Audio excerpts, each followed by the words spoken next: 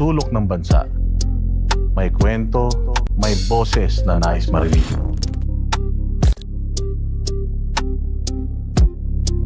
Ito ang programang nagbibigay daan sa mga tinig na madalas ay hindi naririnig.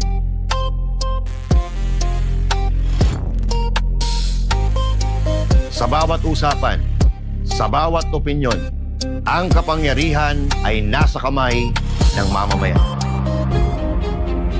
Sa panahon ng ingay at kalituhan, may mga tinig na kailangang pakinggan.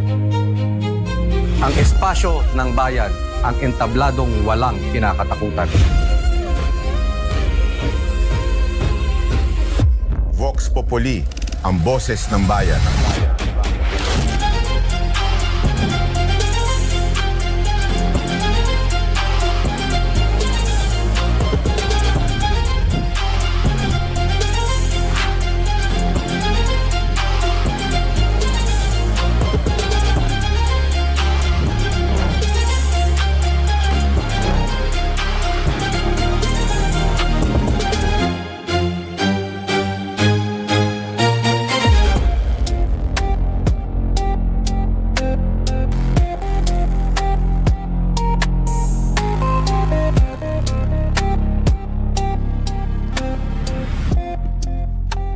Magandang gabi, Pilipinas. Welcome sa tambayan ng tunay na opinyon ng taong bayan.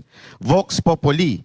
Dito, ang boses mo ang bida. Sa bawat episode, sisilip tayo sa pulso ng publiko tungkol sa maiinit na usaping pambansa mula politika, pamamahala, hanggang mga isyung direktang nakakaapekto sa buhay ng bawat Pilipino.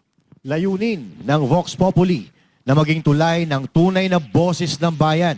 Isang lugar kung saan bawat Pilipino ay may espasyo para magsalita, magtanong at makialam. At ngayong gabi, kami ang inyong mga host. Ako si paring RJ.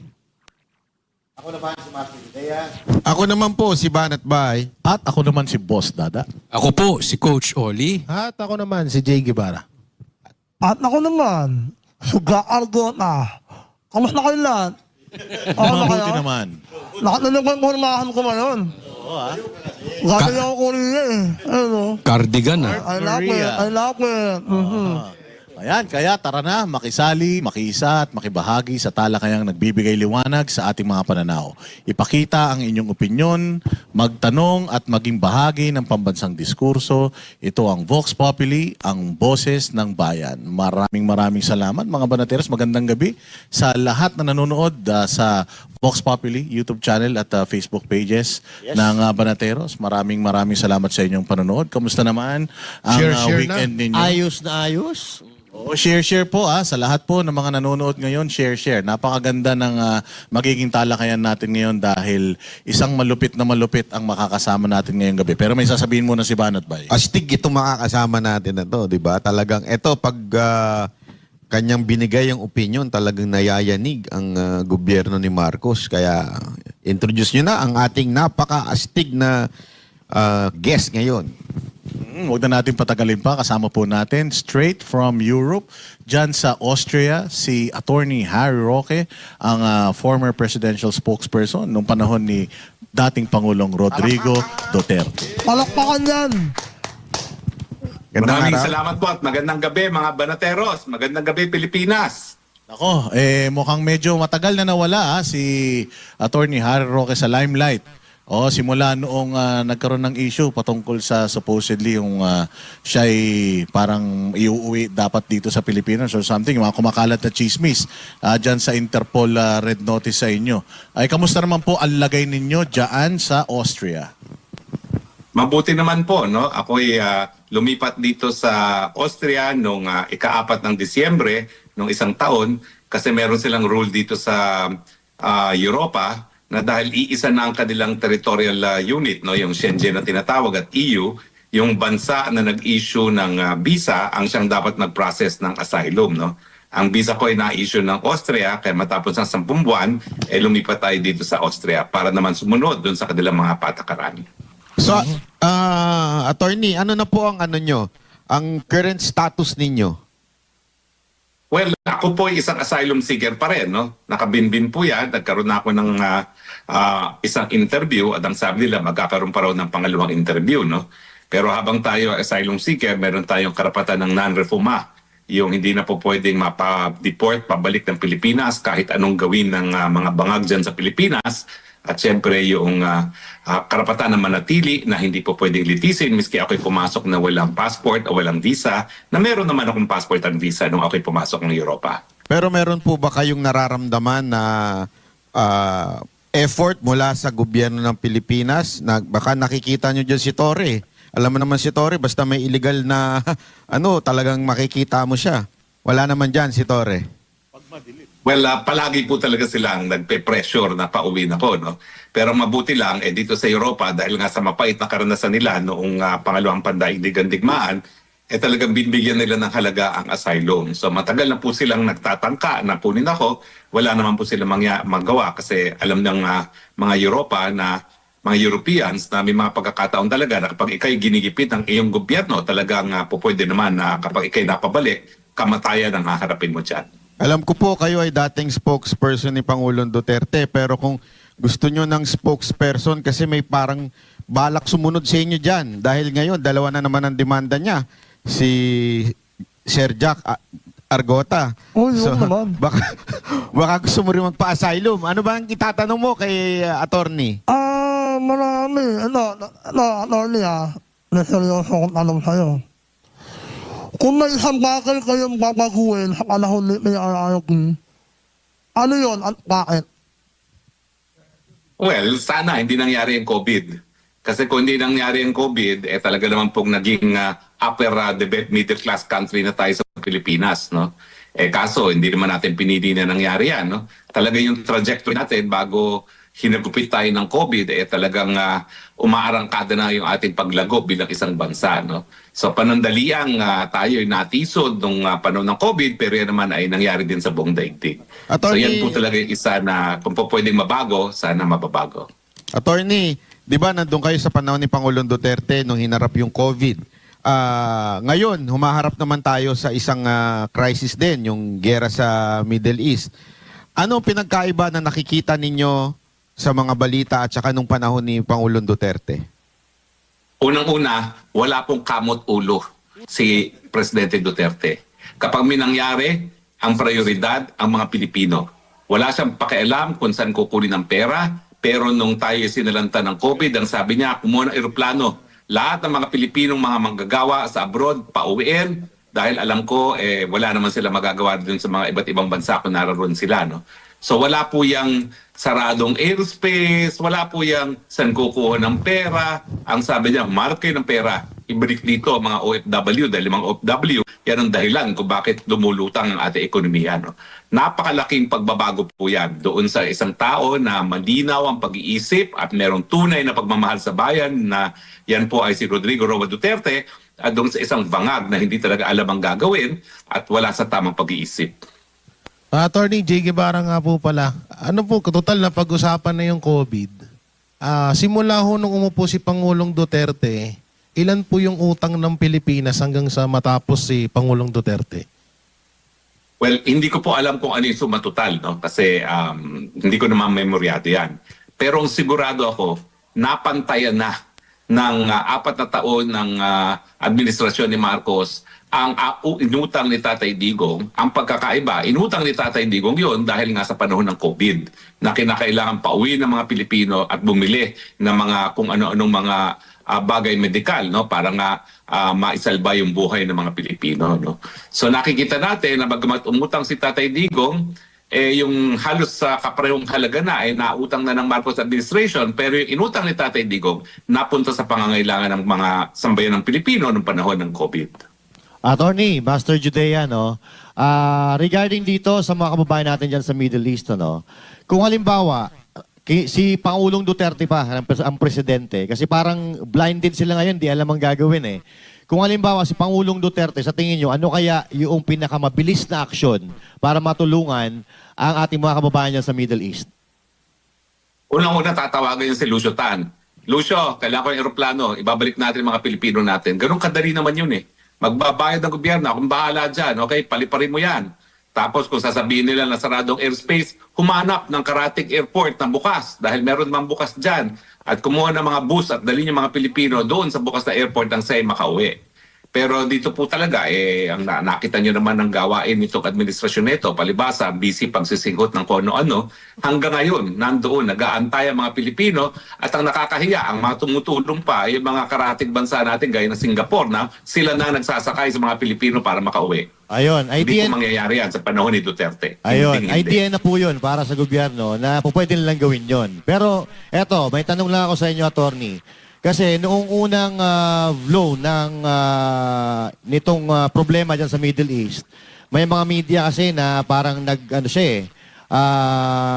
credit grabbing nitong mga pagpapauwi ng ating mga OFW na keso, ito ay inisyatiba ng gobyerno, pero yun daw po ay tulong ng gobyerno ng Middle East. So nabulgar po yan dito. Binulgar po ng isang OFW na natulungan galing sa Middle East. Ano po ang reaction nyo doon? Talaga mambubudol naman talaga itong Marcos na ito eh. Kaya naman naging presidente yan. Budol king talaga yan eh. No, akala natin sasalba niya ang imahe ng kanyang pangalan, pamilyang Marcos, no? Pero hindi, mas matindi pa pala. At least yung ama niya ay walang bisyo, no? Siya may bisyo. Pero nabalitaan ko nga yan, nakakahiya po yan na wala nang ginawa para sa mga OFW. Nagke-credit grabbing pa doon sa tulong na ibinigay ng mga dayuhang gobyerno gaya ng UAE at ng Singapore. Siguro dapat na ginawa dyan, nagpasalamat na lang siya. Dahil alam mo yun, pag inangkin niya yung credit, parang pinagkaitan pa niya ng recognition yung gobyernong dayuhan na tumulong na sa ating mga mamamayan. Hindi na nga nakakatulong, talagang hindi pa nagpapasalamat doon sa nagbigay ng tulong sa ating mga kababayan. Attorney, J. Guevara ulit, mabalik tayo ulit nung kanina kasi tinanong ko kanina kung magkano yung utang ni Pangulong Duterte simula nung una hanggang sa umalis siya sa pwesto. Ngayon po kasi nasa 8.5 trillion na po ang utang ng Pilipinas. 18 pala, 18.5. Ano po bang pinaka matinding dahilan ng isang administrasyon na para umutang siya ng ganito kalaki ngayon, katulad nitong nangyayari sa bansa natin? Well, noong panahon po ni Presidente Duterte, dahil may pangangailangan ng taong bayan, umutang sila dahil gusto nilang kurakutin. Nakita naman natin, no, kung magkano yung na-deliver ng mga Marines doon sa mga congressman, mga senatong, at dyan mismo sa Malacanang.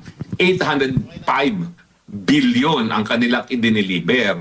Yung sinasabi ni Zaldico, 100 billion ang insertion at nag-deliver siya ng 25 billion dyan mismo sa presidente nating Bangag. Obviously po, umuutang sila para ibulsa ang mga pera na nautang pero tayong mga Pilipino ang magbabayad. Alam niyo po, ginawa rin niya ng ama niya. Kaya siyempre, kung anong puno, yan din ang bunga. Kung naalala nyo, nagpatayo ng nuclear plant yung Marcos Sr., inutang, pinabayad sa mga Pilipino, pero ang komisyon napunta sa kanya at dun sa kanyang crony na si Herminio Dicini. So nauulit lang po ang kasaysayan, ang pangungutang na limpak-limpak na salapi, binubulsa ng mga hinayupak sa gobyerno ngayon. Attorney, si paring RJ po. Sa tingin nyo, Yes, RJ. bakit ayaw ni Bongbong Marcos na tulungan yung mga Pilipino o parang nahihirapan siya na magkusang tulungan yung mga Pilipino? Ayaw niya bang mabawasan? Sa totoo lang, yung sa pera totoo niya? lang, ang tingin ko, wala siya sa lucid interval. Alam mo yung lucid interval, technical term yan, legal term, na wala sa tamang pag-iisip. So sa tingin ko, matindi na yung pagsisinghot niya ng pulburon na hindi na niya nalalaman kung ano nangyayari sa kanyang paligid. He is not in touch with the reality anymore. Wala siya sa lucid moment. Wala siyang lucid interval. Nasa sariling mundo. Kaya habang lahat ng ating mga karatig bansa ay nagkukumahog na iuwi ang kanilang mga kababayan, si Marcos Jr. ang masasabi lang niya, magtago na muna kayo dyan at maging ligtas. Kasi parang ang lumabas nung nakaraan, imbis na tulungan para mapauwi Pilipino, nag-report lang siya sa mga kababayan natin para siyang reporter. Oo nga ewan ko ba, ang reporter pa, buti yung mga reporter dyan, gaya ng mga reporter ng SMNI, hindi binabasa ang report. Siya nagbabasa pa ng teleprompter. Magre-report na nga lang, naka-teleprompter pa. Attorney, may tanong lang ako regarding sa nabanggit nyo kaninang maleta. Anong take nyo dito sa mga ex-marine na ito, kayo, abogado kayo, alam nyo kung ang isang tao nagsisinungaling o ano. Dito sa mga sundalo na to, ano po ang take nyo? Well, unang-una, mga sundalo yan. Whether active or hindi, sundalo yan. Yan ay mga tao na inalay na talagang buhay para sa paninilihan sa ating bayan. So bigyan naman natin sila ng respeto, no, na hindi yan magsisinungaling. Pangalawa, yung mga siniwalat naman nila ay kumpleto ng mga ebidensya. May mga larawan, may mga eroplano, alam natin ang serial number ng eroplano, alam natin ang serial number ng mga helicopters, nandyan ang mga addresses. Lahat yan, pwede talagang ma-verify kung magkakaroon talaga na honest to goodness na kagustuhan na imbestigahan yung kanilang mga paratang. Pero ngayon, nagkakaroon nga ng investigasyon, hindi doon sa katotohanan ng sinabi ng mga Marines na ito, kung hindi, investigasyon para litisin at ipakulong itong mga Marines na ito dahil sila nga ay nagsisiwalat ng katotohanan. Yan ang pong nangyari ngayon sa ating bayan. Yung mga nagsasabi ng katotohanan ang siyang susupilin ang kanilang karapatan para malahit pananalita dahil nais silang pagtakba ng katotohanan na talagang super-duper corrupt na itong gobyerno nito at wala ng karapatan na manatili sa gobyerno.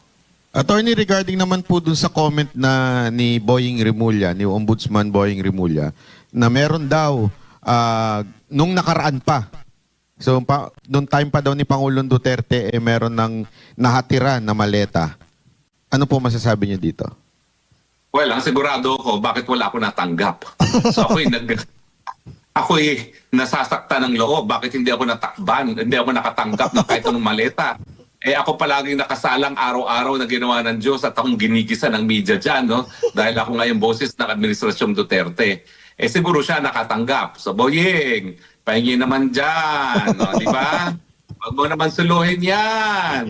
Nakatanggap ka na pala dati. Lalong mas marami ka natanggap ngayon dahil talagang limpak-limpak ang mga na-deliver dito mga Marines na ito. Pero attorney, would you consider that na relevant yung kung nakatanggap ba ay noong panumpa ni Pangulong Duterte, may nangyayari na o ngayon? Importante ba yun o anong pinapatunayan nun? Lokohan nga po yan eh. Kasi ang dapat natin tinitignan kung totoo nga ba yung sinabi ng mga Marines. At marami naman talagang bagay-bagay na po pwedeng ma-verify. Yung mga addresses, yung mga larawan, yung mga helicopter, mga eroplano. Yan ang dapat tignan. At ang dapat gawin ngayon is imbestigahan nga yung kanilang mga sinabi at parusahan at tignan talaga kung sinong dapat makulong ng panghabang buhay dahil sa pagpandarambong galing nga sa kabilang taong bayan.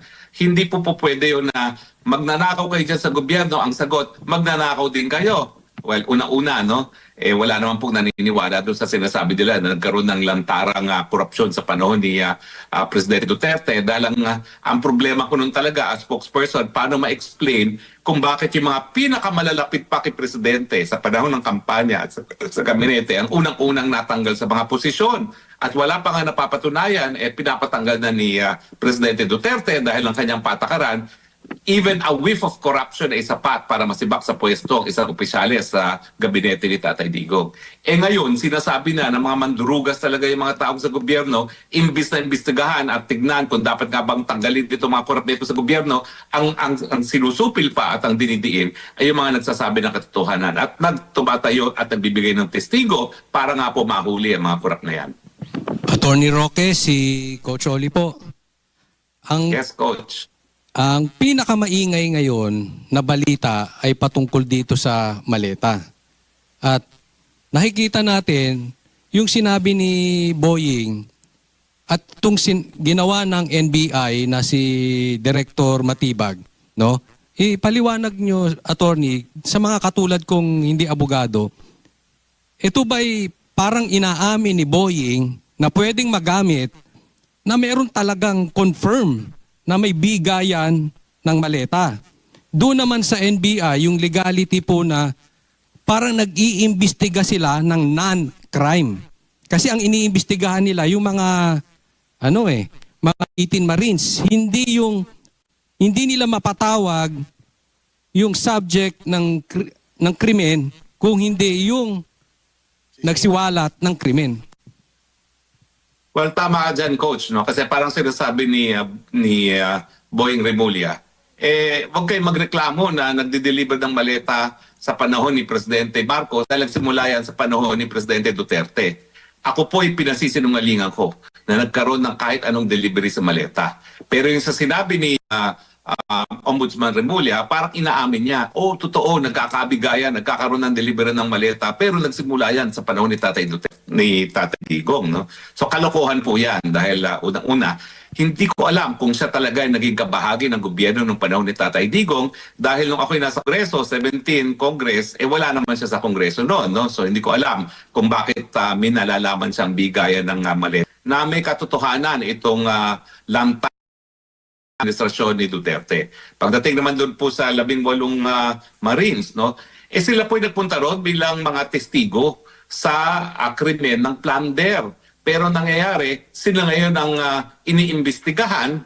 Hindi ko alam kung anong krimen ang ipapataw nila o ikakaso nila laban dito sa mga Marines, pero pwede po yung incitement to sedition dahil napakababa naman ng ng parusa para labang sa perjury at ang sigurado ko, gusto nilang ikulong ng matagalan para mapatahimik yung mga Marino na yan. So yung mga testigo ngayon ang lumalabas, sila ang iniimbestigahan samantalang dapat yung mga tao na sinisiwalat nila na mga korap sa gobyerno ang dapat imbestigahan ng NBI. Attorney, si paring RJ po. Alam naman natin Yes, na yung sinasabi ni Boying isang malaking kalokohan at walang maniniwala. Sa tingin nyo, bakit niya pa rin yan sinasabi? Bakit dinidikit niya pa rin yan sa mga Duterte? Hindi, ano yun natin yung eksaktong Desperado na, sinabi. kasi- Attorney, Oo. ito yung eksaktong sinabi ni Boying Remulla. Ang eksaktong sinabi niya, meron daw siyang isang intel na hindi daw niya pwedeng pangalanan na nagsasabi na yung isa sa mga images na ginamit nitong 18 Marines ay nung panahon pa ni Alan Lord Velasco. So hindi daw pwedeng pangalanan itong kanyang nakausap. Ano yung pwede niyong i-connect doon sa tanong ni RJ? Well, unang-una sa batas, dahil ito'y intel, chismis lang yan. Yan ay hindi pa pinasumpaan ng kahit sino. Samantalang ang mga Marines nag-execute na ng notaryadong dokumento na isang public document na pwedeng maging dahilan na para sila ay mapatawa ng parusa ng pagkakakulong kung sila ay nagsisinungaling. So walang ganyang notaryadong affidavit ang binibigay nitong sinasabi niyang impormante. Pangalawa, ano ang relevance nun dun sa katotohanan na nakasaad sa affidavit ng mga 18 Marines? Yan ay immaterial, irrelevant doon sa mga sinasabi nila na nag-deliver sila ng mga mali-malitang mga basura sa mga korap na tao sa gobyerno dahil ang sagot lang ni Boying Remulla, kung korap ang Marcos administration, korap din ang Duterte administration. Gaya nga sinabi ko nung una, para bagang inaamin niya na korap ang Marcos administration. Pero ako naman, bilang dating tagapagsalita ni Tatay Digong, ay pinasisinungalingan ko na mayroong naging ganyang delivery ng mga maleta sa panahon ni Tatay Digong.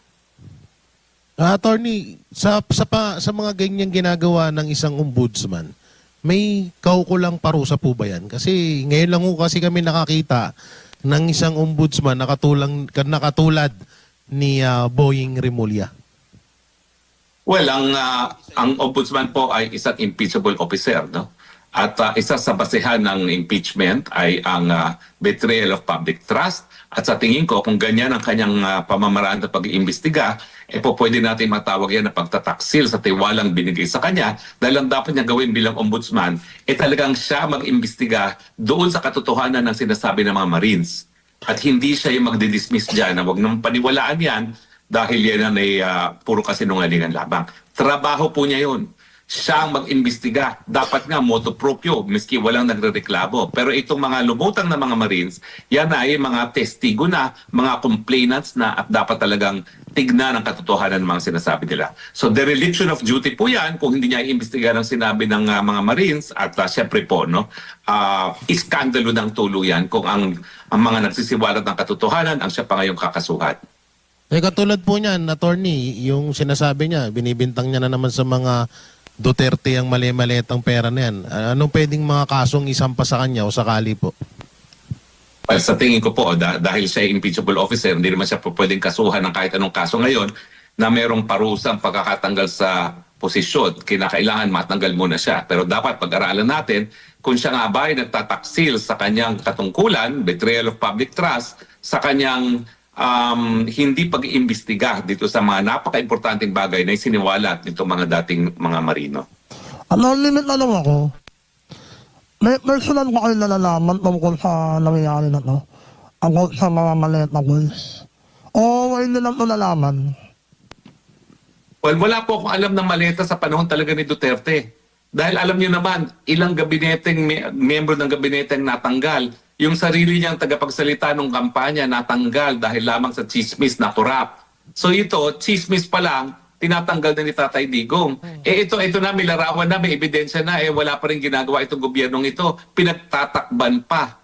Kasi nga, ang mga nadeliberan, no less than the President himself, no? At mukhang ang problema talaga natin ay hindi lang sa mga miyembro ng gabinete, hindi lang sa mga matataas na mga opisyalis ng gobyerno, ang problema natin yung presidente mismo.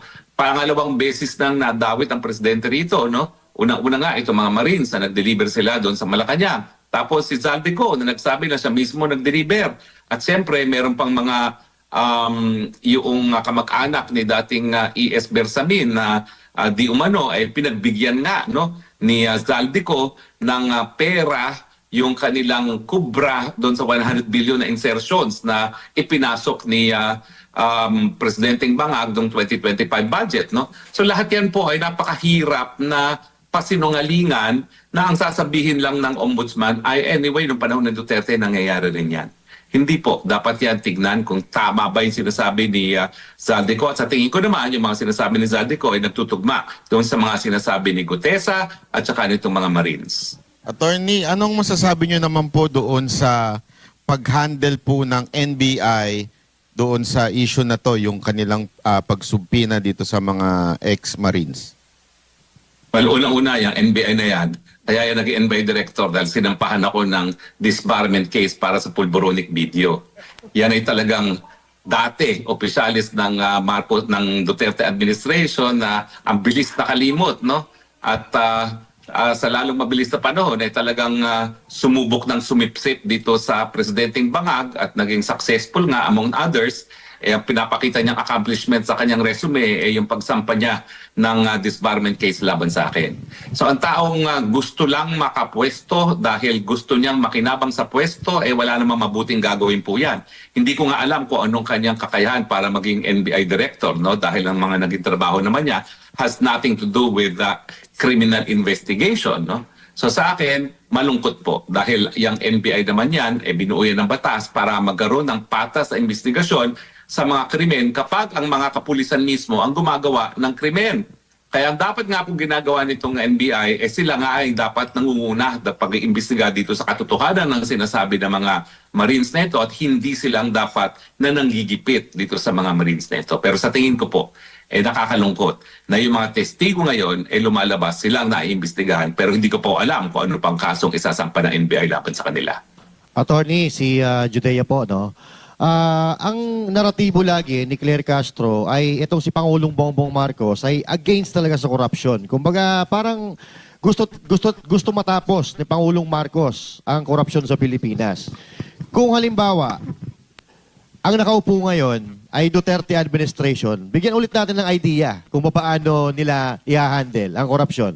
Kung Duterte administration ang nakaupo ngayon, ano sa tingin nyo ang gagawin niya dito sa issue ng mali-malitang pera at issue dito sa sa pagbubulgar ng 18 Marines? Well, una-una hindi ito mangyayari sa administrasyon ni Tatay Digong.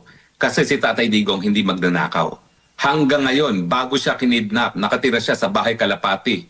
Napakasimple ng pamumuhay, no? At makikita mo na hindi talaga nagpayaman sa kanyang posisyon. So hindi ito po mangyayari sa panahon ni Tatay Digong. Pero no panahon ni Tatay Digong na na-chismis pa lamang na yung dati niyang tagapagsalita ng eleksyon ay na-involve sa korupsyon, tanggal kaagad. Yung kalihim ng Department of Interior and Local Government na chismis na merong korupsyon, tanggal kaagad. Merong reklamo doon sa naunang Department of Health dahil inkompetente, tanggal kaagad. So ang Tatay Digong, hindi niya sinasamba ang mga taong na-appoint niya. Kapag hindi talaga sila makagawa ng trabaho at talagang kung sila ay corrupt tanggal kaagad, siba kaagad, no questions asked. At siyempre, tuloy-tuloy din ang mga kaso laban sa kanila. Nakalimutan ko pa pala isa, no? Yung isa pang kalihim ng tourism, di ba? Natanggal din yan dahil nga doon sa chismis na meron daw kapabalagan, mga hindi binabayaran mga pinagbibiling mga items sa mga high-end stores, no? So yan pong mga yan, hindi niya sinasanto. Siba kaagad kapag nagsimula pa lang ang chismis ng kabalastugan. May nakalimutan kayo, Attorney Harry. Yung poverty alleviation, yung tao sa poverty alleviation ng panahon ni PRD. Yung 3 buwan At saka pa lang yung sa ano, posisyon. Yung sargo? Tapos bumiyahe tsaka na yung- ng bumiyahe 7 beses. Oo. Hindi siya poverty alleviation, Hindi ba? ano siya, urban poor. Urban poor. Urban poor siya. PCUP. Urban poor siya na mahilig mag-business class travel. Tanggal ka agad. Kaya ngayon, kita mo, naghihimatok. At talagang naghihimatok at gusto talagang gumante kay Tatay Digong. No? Okay yun eh. Kapal na mukha no? Well, nga po talaga. Sa panahon ni Tatay Digong, kapag makapal ang mukha ng mga taong gobyerno, ginagamitan ni Tatay Digong ng pambura ng mukha. So ang sinasabi ninyo, Attorney Harry, nung panahon ni Pangulong Duterte, sa budget na meron tayo, sa dami ng proyekto, plus COVID pa niyan, hindi ka talaga pwedeng makapagnakaw ng pera dahil allocated lahat ng budget. Tama ba? Tama po. Sa katunayan, kung maalala nyo, nung kauna-unahang budget na naipasa ng naging speaker si Gloria Macapagal Arroyo, di ba binito ni Tatay Digong lahat ng insertions ng mga congressman. Iyak yung mga yan, takbo yan sa akin sa Malacanang at dahil dati nila akong kasama, no, akala nila may magagawa ko. Ang sagot ko lang, naku, pasensya na kayo. Talagang alam naman ni Tatay Digong kung ano mangyayari dyan sa mga insertions nyo at hindi niya pinayagan. Pero anong nangyayari dito ngayon sa budget na ipapasa sa panahon ng Presidenteng Bangag? Miski wala pa nga numero, fill in the blanks, ay ba'y pinipirmahan na niya bilang isang batas. Huwag natin kakalimutan, si Tatay Digong lamang ang presidente na nagbito ng mga maanumalyang insertions ng mga congressman. Hindi niya pinalusot yan habang siya ay presidente. Pero bagamat naniniwala ang karamihan na hindi talaga corrupt ang mga Duterte at may nababanggit etong si Secretary Boying or Ombudsman Boying Rimulya patungkol sa delivery din daw ng maleta nung panahon ni Pangulong Duterte. Ikaw ba ay sang-ayon na imbestigahan din yon para sa Hindi ko nga- fairness? Oo. Lahat yan dapat imbestigahan. Pero simulan niya, yung meron na nagre-reklamo, tumatay yung testigo. Dahil itong mga 18 Marine sa ito, tumataruy ng complainants at testigo. Bakit hindi niya simulan yan? Dahil yan, nag-issue na sila ng sinumpaang salaysay, samantalang kanya, informante pa lang na nagtatago pa. Ito lumantad. Sinugal ang mga buhay dahil alam naman natin na lidagay nila sa alanganin ng kanilang mga buhay dahil sa kanilang mga testimonya, no? Dahil pag sila ay naghumarap pa sa hukuman at pinanindigan ang kanilang sinumpaang salaysay, alam natin na yan ay sa law of evidence ay pagpapatunay sa katunayan ng lahat ng kanilang mga sinasabi at babagsak hindi lang ang mga matataas na opisyalis ng gobyerno, kundi ang pinakamataas ng opisyalis, ang presidente mismo, na tumanggap ng basura sa Malacanang mismo na dinala nito mga Marines. Mag-a-agree po ba kayo sa amin or sa akin, Attorney Harry, na ito si Boying Rimulya persahang inilagay or illegal na inilagay dyan sa posisyon na yan para pagtakpan ang administrasyon pagdating dito sa mga katiwalian na ito? Kasi merong pong kaso na i-file si Attorney Torion at saka si Attorney Jimmy Bondoc dyan sa Supreme Court na pinapasilip nila yung proseso ng pagtatalaga kay dating DOJ Secretary Boying Rimulya dahil napakaraming mga kasong nakabinbin sa kanya and still naging ombudsman siya ng Pilipinas. Well, mukhang tama ang iyong suspetsa ng talagang isa sa trabaho at katungkulan ni Boying ay sanggain ang lahat ng binabato sa mga Marcoses. Pero ang balita ko sa aking sariling informante na lahat naman sinasabi ay napapatunayan katotohanan, siyang humingi ng posisyon na yan at pangako niya, ipakukulong niya sa Inday Sara Duterte, hindi niya hahayaang makatakbo sa 2028 elections. Nako. So, ito naman, Judea po ulit, spokes, no? Ano po ang masasabi nyo dito na mas pinapaniwalaan pa nila si Madriaga kumpara dito sa 18 na sundalo? Well, alam niyo po yung Madriaga, talagang desperation na yan. Kasi alam nila na talagang kahit sinong kandidatong ilaban nila kay Inday Sara, kahit anong dayang gawin nila, mananalo pa rin dahil wala talagang lumalapit kay Inday Sara sa mga survey. Ako po may personal na kaalaman dyan. Ako yung tumayong private prosecutor, kaya po nakakulong yan si Madriaga. Kinuha po akong abogado shortly after kinidnap yung dalawang Filipino-Chinese. At the early stage, no, miski wala pang kaso at hindi pa nagbabayad ng ransom, alam na ng mga magulang dahil sa iPhone na dinala yung kanilang mga anak sa isang shop ng sasakyan na pag-aari niyang Ramil Madriaga na yan, no? Dahil nga doon sa iPhone nila, yung may Find My Phone, no, na app, no. At bukod pa diyan, alam na rin nila bago pa masampahan ng kaso yan at habang hindi pa nare-release yung mga kinidnap ng kabataan na may mga videotape, video recording sa isang sasakyan na nagmamasid doon sa lugar kung saan kinidnap yung mga Filipino-Chinese na yon at na-trace yung sasakyan na yan dyan kay Ramil Madriaga. At itong Ramil Madriaga, minsan na yan na nasentensyahan at kung hindi ako nagkakamali, kamatayan pa ang pinataw na parusa ng Regional Trial Court para rin sa kidnapping. Kaya lang on automatic appeal ay na-reverse dahil hindi raw napatunayan beyond reasonable doubt yung pagkakasala ni Ramil Madriaga. No? Isa yan doon sa mga tingin ko disadvantage ng pagkakawala ng death penalty kasi parang naaawa ang ating mga maestrado no, na kung talagang hindi talaga proof beyond reasonable doubt ayaw nilang mapatuloy yung execution ng sentensya. No? Pero yan po yung tao na ginagamit nila ngayon para dungisan. Hindi lang si BP Sara, kundi ako rin po. No? At ang sinasabi nga nila, kaya lang daw ako nagsampa ng kaso sa kanya, dahil minasama ako daw, dahil tinulungan daw ni Ramil Madriaga, di umano, ang ilang mga magsasaka na biniktim ako raw for land grabbing. Unang-una po hindi ko po kilala yung Ramil Madriaga until ako po'y naging abogado doon sa mga nagrereklamo at ako po'y tumayo na ng abogado habang nangyayari pa yung kidnapping na yan. At nakita ko lang po ang anino niya Madriaga doon na sa Department of Justice sa preliminary investigation, no?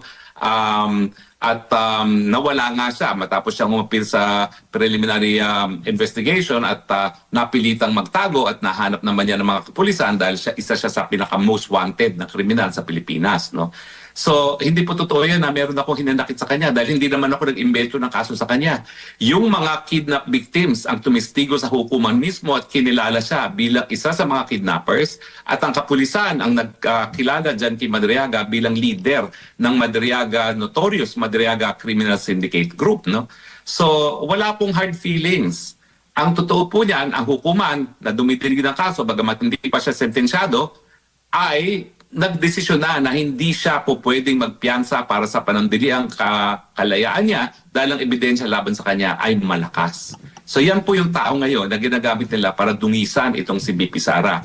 Minsan nang napatunayan ng kidnap, ngayon po ay humaharap pa rin sa kasong kidnapping na pinagkaitan ng bail. Yan bang taong paniniwalaan ninyo? Samantalang itong mga Marines ay sinugal ang buhay nila para nga masiwalat, no, at maisa publiko yung lantarang korupsyon na nangyayari sa pinakamataas na posisyon ng gobyerno sa presidente mismo. No? So tingin ko po talagang magkakaiba yan. Bulok, poison itong si Madriaga bilang isang pinaghihinalang kriminal, samantalang ang mga kasundaluhan ay inalay po ang buhay nila nung sila po ay nung minsan pumasok sa serbisyo. Attorney, pag-usapan po natin itong mga salasalabat na kaso kasi talagang tinatambakan ng kaso, no, para mailigaw. Una, itong kaso kay Madriaga, isinampa to, tapos gusto pang kupkupin ng Kongreso. Hindi na daw doon sa bilibid kukunin nila. So, unang komentaryo po dyan. Pangalawa, ito namang kaso ng ex-Marines kinasuhan ni De Lima. Dapat ito ay imbestigahan na sa Blue Ribbon. Kaya lang, mukhang gagamitin ito ng ididemanda para magkaroon ng subjudice. Hindi na madala sa Blue Ribbon. Yan ang nakikita nating direksyon. Kaya sila nag-ano. So, komentaryo po dito sa dalawang kasong isinasampa. Unang-una po talaga, no? Mahirap din ako magsalita dahil hanggang ngayon, ako pa rin ang tumatay yung private prosecutor dyan, bagamat sa aking mga law partners. No? Pero masasabi ko lang, nakapagtataka po kung paano unang-una nakapag-execute ng sino pa ang salaysay ang isang nakakulong, no? Sa Manila City Jail para idawit nga itong si Vice President Sara Duterte sa mga kababalaghan. No? Unang-una, sino nagpapasok dyan? No?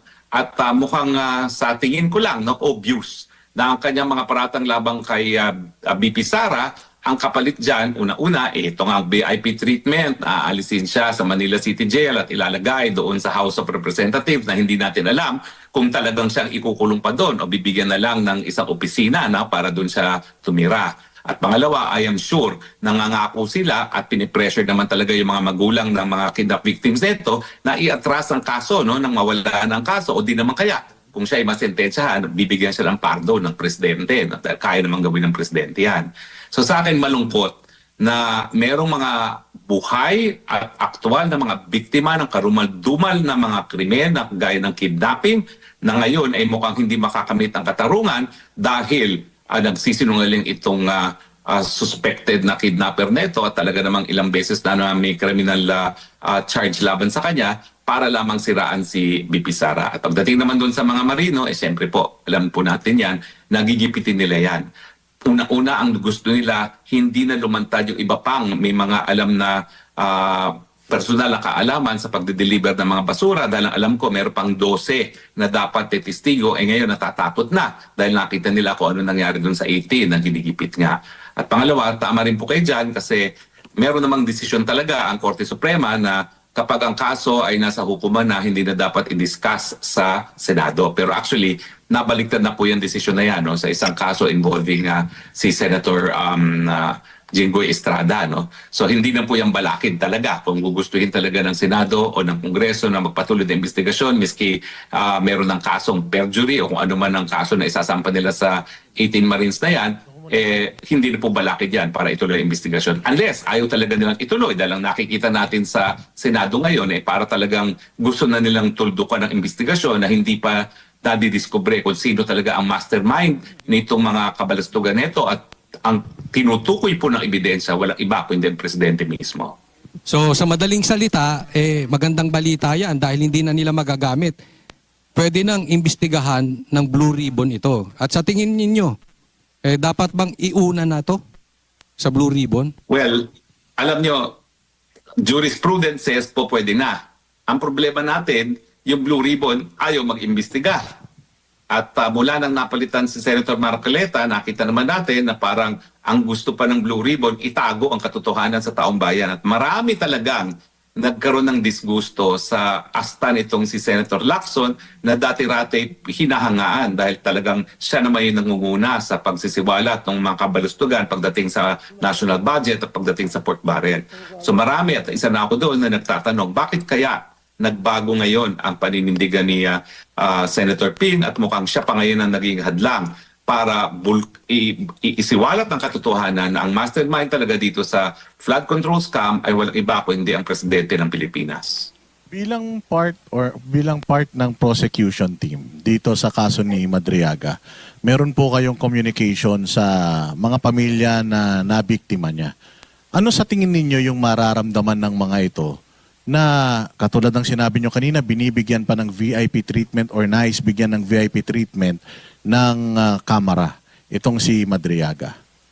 Well, unang-una nalulungkot po sila kasi nagiging mailap ang katarungan dahil alam nila na nagsisilbing instrumento ngayon itong si Madriaga para sirain ang kaisa-isang katunggali initong Marcos administration, no, na si BP Sara.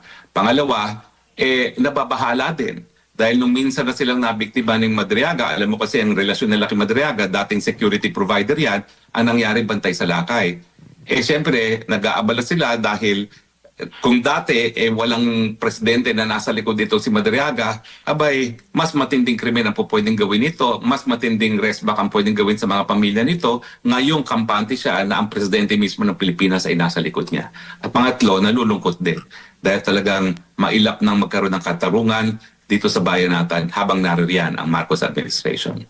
Attorney, ano pong masasabi nyo na sa mga komento ng ibang mga netizen na itong palabas kay Madriaga ay nangyari na rin dati? Parang parehas daw nung nangyari kay Kerwin Espinosa na from kulungan, ginawang witness laban kay Pangulong Duterte. So ganito din ngayon. Kay ganito rin kay Madriaga ngayon. Galing kulungan, tapos ginagawang witness ngayon at may special treatment pa nga daw sa kanya. Ano pong masasabi niyo doon, attorney? Hindi lang kay Kerwin Espinosa yan, pati yung kay Matubato, pati yung mga tumatayong testigo ngayon sa ICC na nabanggit ng abogado ni Tatay Digong sa confirmation of trial. Halos lahat ng tumestigo laban kay Tatay Digong ay self-confessed mamamatay tao na nagtetestigo lamang kapalit ng pangako na hindi sila mapaparusahan sa kanilang mga nagawang mga kasalanan. Hindi dapat tinatanggap ang mga testimonya ng ganyang mga testigo. Attorney Judeo Pulet, no? Ano po ang masasabi ninyo dito sa takbo ng mga investigasyon dyan sa Blue Ribbon Committee? Pagka ganito po ba, awayan ng awayan, may mangyayari po ba dito? Tingin ko ang intensyon ng Blue Ribbon Committee, wala talagang hindi talaga magkaroon ng honest to goodness investigation dahil mayroong mga pinagtatakban. Dahil kung hindi naman, wala talagang pinagtatakban, meron namang sapat na mga ebidensya, lalong-lalo na itong mga 18 Marines para ipatawag yung mga nabanggit ng mga tao at saka ipatawag ang record dun sa mga addresses at saka mga serial numbers sa aeroplano at helicopter, malaman kung sino talaga ang mga nagmamayari dyan. Una-una, bakit hindi nila ipatawag yung pamangkin ni Bersamin, no? At hindi nila gisahin muli yung staff ni Senator Angara, no, na naging malaki rin ang papel na ginagapan dito sa flood control scam nito, no. So marami talaga mga testigo na hindi man lang naiimbita para magbigay testimonya dyan sa Blue Ribbon Committee. Kaya nga po ang tingin ng marami hindi interesado ang Blue Ribbon Committee sa pamumuno ni Ping Lacson sa katotohanan. Ang gusto lang nila isalba itong administrasyon nito. Attorney, si paring RJ po. Sa nangyayari po kasi, yung umiikot na tinuturo, yung papunta na po talaga dyan kay Romualdez at kay Bongbong Marcos. Anong sa tingin nyo? Talagang nililigtas lang nito ni Ping Lacson itong dalawang to, kaya talagang parang nililiko niya yung mga issue? Malinaw po sa akin, yan ang intention ngayon ni Ping Lacson. At hindi ko po alam kung may kinalaman ito doon sa pagiging Senate President at saka Speaker Pro Tempore niya at ni Senate President Soto. Pero alam naman natin na malaki impluwensya talaga ng Presidente sa pagtatalaga ng ganyang mga opisyales, Senate President, Senate Pro Tempore, House Speaker. No? So sa tingin ko po, ang nagigisa rito sa pangyayaring moro-moro ay ang sambayan ng Pilipino. Attorney, naniniwala ba kayo doon sa sinabi ni Ping Lacson na mas pogi siya kay Marcoleta? Sa akin po, magiging pogi siya muli kung talagang isiwalat niya katotohanan at patawag yung mga dapat ipatawag at buksan ang lahat ng mga ebidensya na inaalay na ng mga marino. Natanong ko po kasi yan. Siya sa buong bayan kapag ginawa niya yon. Natanong ko po yan kasi, attorney, dahil nabanggit niya, wag daw mag-exaggerate. Diba? Meron daw mga maletang nadideliver, parang ang inamin niya na meron talaga, wag lang i-exaggerate kasi imbis na maayos yung investigasyon, lalong mapapasama. Parang sa tingin ko siyang nag-exaggerate doon sa mas pogi. But anyway, anong komentaryo niyo dyan sa sinabing nag-exaggerate itong mga 18 Marines? Kaya dapat mag-imbestiga nang malaman ng katotohanan. Paano siya magkakaroon ng conclusion na exaggeration yan? Hindi pa nga siya nag-iimbestiga. Gawin niya ang trabaho niya, imbestigahan niya dahil siya naman ay bubuhay niya, ay naging pulis, naging investigador din. So nang malaman kung nagsasabi ng totoo o hindi. Pero ang hindi katanggap-tanggap ay yung ibasura yung mga testimonya nila na hindi man lang tinitignan at hindi inimbestigahan ng Committee on Blue Ribbon.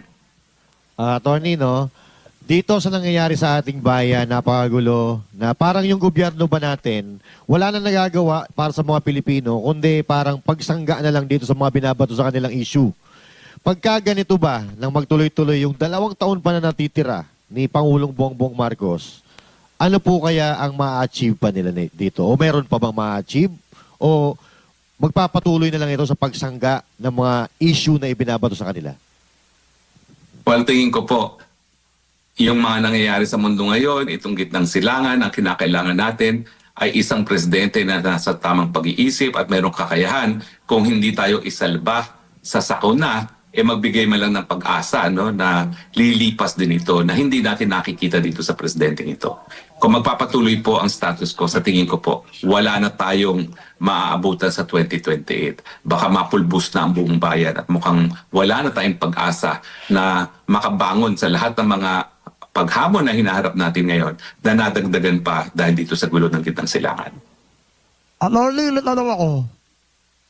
Wala po tayo ibang paraan para matanggal sa election. Wala po ibang paraan. Ay, legal po ang people power. Legal na legal po ang people power. Ano Yan ang pagkakaiba ng 1987 Constitution. Sa Blue Ribbon Committee, wala po tayong power para matanggal siya sa power niya. Yan po ay desisyon ng mga senador dahil yan ay botohan ng mga senador. No? At ang nakapagtataka nga po, ano ang ginagawa ng Malacanang kung bakit hindi pa natatanggal itong leadership ng Senado neto. Ngayon alam naman natin na talagang kinasusuklaman na ng taong bayan ngayon ng Senado. Dati naasahan natin na ang Senado ang isang institusyon na hindi po pwedeng ma-under ng isang presidente. No? Pero ngayon nakikita natin na parang nagkakaroon na ng sabwata ng Marcos administration at ang mga opisyalis ng Senado. Dahilan kung ba't nga ako nagtataka kung bakit yung ibang mga senador ay pumapayag na mangyari ito. Hindi po yan kabahagi ng tradisyon ng Senado at hindi po yan ang dahilan kung bakit nagkaroon pa nga tayo ng Senado. Kung ganyan din naman po mangyayari na sunod-sunuran din sila sa presidente, dapat sana nag-unicameral na rin tayo. Kaya lang, ginawa nga natin bicameral dahil alam natin na ang mga senador, dahil ang kanilang mandato nanggaling sa taong bayan at large, ay po pwedeng manindigan laban sa isang mapang-abusong presidente na hindi po nangyayari ngayon. Hindi kaya, attorney, kaya hindi or parang hindi kumikilos ang mga senador diyan sa pagiging ganyan ni Ping Lacson, baka natatakot silang madamay or pag-initan ng administrasyon. Kasi kagaya nyo, ikaw po, Atty. Harry Roque, isa ka sa mga kinakamuhian ng administrasyong Marcos. So baka ayaw nilang mangyari sa kanila yung nangyayari ngayon sa inyo. Hindi mo kasi po pwedeng ihiwalay yung issue rin ng pagtatanggal sa posisyon kay VP Sara.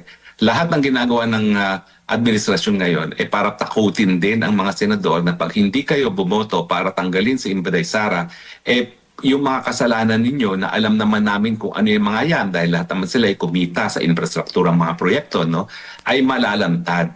Kaya ngayon, hawag nila sa leeg si Chis Escudero, si Jingo Estrada, si Joel Villanueva, dahil anytime po pwede na silang masampahan ng non-bailable cases at anytime po pwede na rin nilang ipa-aresto si Bongo at saka si Bato de la Rosa. So nag-aantay lang sila ng pagkakataon kung kailang kinakailangan na talagang mabuwag ang numerong 9 sa Senado para ganun mapatanggal na sa pwesto si Inday Sara Duterte. No? So hindi mo po pwedeng tignan itong issue ng investigasyon sa korupsyon doon sa mas malawakang picture na ninanais talaga ng mga Marcoses na manatili panghabang buhay sa posisyon at masira ang mga Duterte bilang mga katunggali sa politika.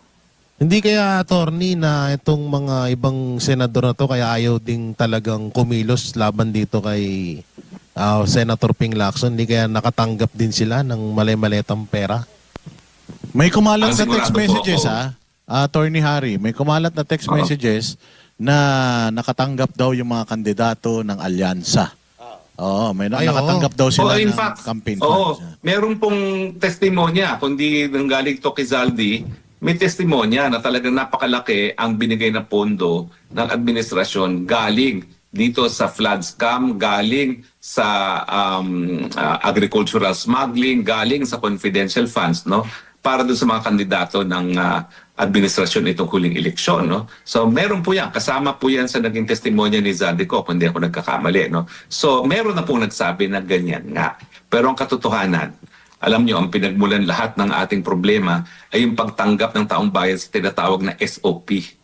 Yung dati-rate ay 10% sa kalye, 5% sa building, na sa tingin ng lahat ay SOP, no? Na mali. Dahil ni piso, dapat hindi sila tumatanggap. Ang nangyari, dahil tinanggap natin na ang 10% at 5% at SOP, ayan, lumobo hanggang naging as high as 45% ang SOP at wala nang natitira tuloy sa proyekto itself. Kaya ganyan po ang bayan natin ngayon. At syempre, hindi rin po pwede maghugas kamay ang ating mga kababayan dahil yung mga pinambibili naman sa kanila ng boto nila nanggagaling din dyan sa mga pondo na kinukurakot nila galing sa national budget. Attorney, sobrang nagtataka na po ang taong bayan na bakit mas pinaniwalaan ni Ping Lacson yung kanyang mga witness kaysa kay Gutesa at sa 18 Marines na samantalang yung mga daladala niyang witness hindi natin kilala at hindi nga natin nakikita yung mukha. Katulad po nung dalawang babae. Diba? Tapos itong si Gutesa, kilala natin ang pangalan, pati ang mukha, nakikita natin. Ganon din ng 18 Marines. Pero bakit mas parang pinapaniwalaan ni Ping Lacson itong dalawang babae na hindi natin kilala? Well, tingin ko, talagang walang intention si Senator Ping Lacson na magkaroon ng honest to goodness investigation. Kasi nga, dapat lahat yan pinatatawag muna, pinakikinggan, bago magkaroon ng konklusyon. Pero alam natin na nagpapapirma na siya sa isang partial report. So hindi na siya interested na mag-conduct ng investigasyon dahil ayaw na niyang madinig kung anong sinasabi nitong 18 mga Marines neto. At ang gusto na nga niya yung partial report na ilan lamang ang idadawit niya na rekomendahan na kasuhan at sa tingin ko hindi pa kasama dyan ang presidente at magugulat ako kung pati si Martin Romualdez ay sinama na dyan. Pero sa ngayon po talaga, mukhang wala pa rin banggit sa pangalan ni Martin Romualdez. Attorney, eto na daw, ipapatawag na daw itong 18 Marines, sabi ni Ping Lacson. Pero pirmahan daw muna yung committee report. Partial committee report. Partial. Nakapagtataka Paano ba yun, Attorney Harry? Oo. Yung partial committee report, bakit ba kailangang pirmahan yun? Hindi ba dapat pagka committee report, dapat final na? Bakit may partial? Yung na Yun nga nakapagtataka Oo, bakit siya nagpupumilit pagkaroon ng partial committee report? Hindi pa tapos ang investigasyon. Tapusin muna niya at magbigay siya ng actual report. Hindi po pwede ang papitsi-pitsi na partial report. No? Ibig sabihin niya, may mga bagay-bagay na ayaw na niyang buksan. Samantalang, paano mo masasabi yan na hindi na dapat buksan yan? Hindi pa nga tapos ang investigasyon. Sir Judea. Regarding pa rin dito, attorney, no, sa mga nangyayari kaguluhan sa atin. At isa po minsan nagpapagulo ay yung mga media at ang social media. At alam ko minsan nabibiktima ka rin yan ng mga fake news. Ano? At may sinasabi nga itong mga makikisig natin na Marines na mayroong mga media outlet na nakakatanggap din daw ng maleta. So ano ang maipapayo nyo sa ating mga kababayan para hindi sila mapaniwala nitong mga kasinungalingan ng media at itong mga bayaran sa social media? Tsaka follow up na rin, baka alam ni attorney kung sinong media ito na tumatanggap ng maleta. Well, alam niyo po, unang-una, hindi po ako nagtataka na marami sa media at sa social media ay nakakatanggap din ng maleta. Kaya nga po, ako naniniwala ako sa malayang pananalita at pamamahayag, pero naniniwala rin ako na dapat meron ding responsibilidad yung nagkakaroon ng ganitong kalayaan. Ang aking advice lang sa ating mga kababayan ay talagang maging kritikal sa pag-iisip, ipagtagni-tagni ang mga pangyayari nang malaman natin kung ano ang kabubuang picture, no? At hindi lamang tayo maniwala dun sa mga sinasabi ng ilan. Pero nagagalak naman po ako, no? Kung pag-aaralan niyo po ang social media ngayon, mukhang talo pa ng social media ngayon ang mainstream media, no? Number one, may nakita po akong pag-aaral na nagpapatunay na ang reach ng social media, ang reach ng Banateros, ni Banatbay, mas matindi pa sa reach ng mga mainstream media. No? So, may dahilan naman po yan. Siyempre, nasusuya na yung taong bayan sa mga kasinungalingan ng mainstream media, kaya nagpupunta na sila sa social media. Kaya nga hinihimo ko yung mga kasama ko sa social media, kung hindi naging responsable yung mga nasa mainstream media, dapat mas matinding ating pagiging responsable, pagtanggi sa mga temptasyon ng mga mali-malitang pera dahil tayo na lang po ang inaasahan ng taong bayan. Tuluyan na po talagang nawalan ng tiwala ang mga kababayan natin sa mainstream media. Attorney, kasi kaya naman din magandang social media, di ba? Nabanggit niyo yung pangalan ko kasi may idol akong isang abogado eh. Yung pinapanood ko araw-araw, yung Spokes Heart, Hindi pa. Grabe yung pagka Hindi pinanood mo talaga, marami kang matututunan dito kay Attorney Harry. Wala akong biro Hindi po. Sa dami, Ay, alam maraming nyo, marami salamat. pong matalinong ng abogado. Marami naman yan, masasabi natin. Except si Auntie Clara. Yes. Maraming matalinong abogado, pero iba mag-explain si Attorney Harry. Talagang maiintindihan mo kahit magpipisball, magta-tricycle, maiintindihan mo pag si Attorney Harry ang nagpaliwanag. Kaya maraming salamat dyan. Maraming salamat din po, no? Pero ibabalik ko po ang puri sa inyo, no? Lalo na sa iyo, Banat Bay, at sa mga banateros. Sa mga pag-aaral na nakikita ko po, mas pinagkakatiwalaan na kayo ngayon, di hamak na mas maraming segment ng ating populasyon kesa sa mainstream media. So pagpatuloy lang po natin dahil inaasahan na tayo ng ating mga kabayan para sa tunay na mga pangyayari sa katotohanan. Napanood ko nga Attorney Harry, yung interview mo kamakailan lang sa isang, I think Russian media yata yun. O napakaganda ng mga pagpapaliwanag ninyo at paghihimay-himay ninyo ng mga issues na nangyayari dito sa Bayang Pilipinas. Do you think it's... At kung mapapansin niyo po pagdating doon sa coverage ng trial ni Tatay Digong, ang mainstream media, walang ibang punto de vista na linabas kung hindi dapat ikulong si Tatay Digong. Kaya naman, nasuya na yung taong bayan at isang pag-aaral ngayon, pati yung mga Gen Zers na dati-rate ay hindi naman sumusuporta kay Tatay Digong. Siguro dahil nga sa napaka one-sided coverage ng mainstream media, ngayon, karamihan ngayon sa mga Gen Zers ay sumusuporta na kay Tatay Digong at naniniwala na dapat siyang palayain dyan sa dahig. Ayun. So, attorney, sa inyong karanasan, kulang pa ba ang batas natin sa Pilipinas para maiwasan or kahit pa paano matakot sila dito sa pangungurap na ginagawa nila? At ang pangalawang tanong, may pag-asa pa ba ang Pilipinas para mawakasan ang korupsyon? At matulad tayo sa ibang bansa na nakakaangat-angat tulad halimbawa ng Singapore. Well, sa tingin ko po sapat-sapat ang batas natin. Ang kinakailangan talaga isang presidente magpapatupad ng batas dahil yan naman talaga ang trabaho ng presidente. At sa tingin ko, meron pa rin pong paghasa dahil ilang tulog na lang at sana po hindi na tayo kinakailangan mag-antay na 2028 nandyan naman po si Inday Sara Duterte na ipatutupad ang batas lalong-lalo na laban sa korupsyon. So wag po tayo mawalan ng pag-asa at tayo nga po ay umasa na mangyayari ito na mas maaga at hindi na tayo mag-aantay sa 2028. Attorney. Lord, deliver us from evil. Pwede ba ho, ipatukan nyo na sa mga bulate? Pero Attorney, tanong lang, sinong gusto mong Vice President? Ni Well, ako'y BP? nagsalita kasi ang gusto ko, si Senator Marcoleta maging Senate President. Ayaw mo si Amy? Kasi talagang pinakailangan natin na sa susunod na administrasyon, si Senator Marcoleta ang talagang Senate President para siya talaga magbabantay doon sa mga kung sino man ang mamumuno. Pero ang gusto ko maging Vice President sana, si Robin Padilla kasi alam ko nasa tamang lugar ang puso ni Tol Robin at the same time makakatulong siya kay Inday Sara dahil politika is addition. Kinakailangan ng tulong ni Inday Sara dito sa Metro Manila at saka sa Luzon at sa tingin ko makakatulong dyan si Robin Padilla dahil siya ay taga Luzon at di hamak naman talagang ang suportang makukuha niya sa mga butante dyan sa Luzon at Balance Luzon at Metro Manila.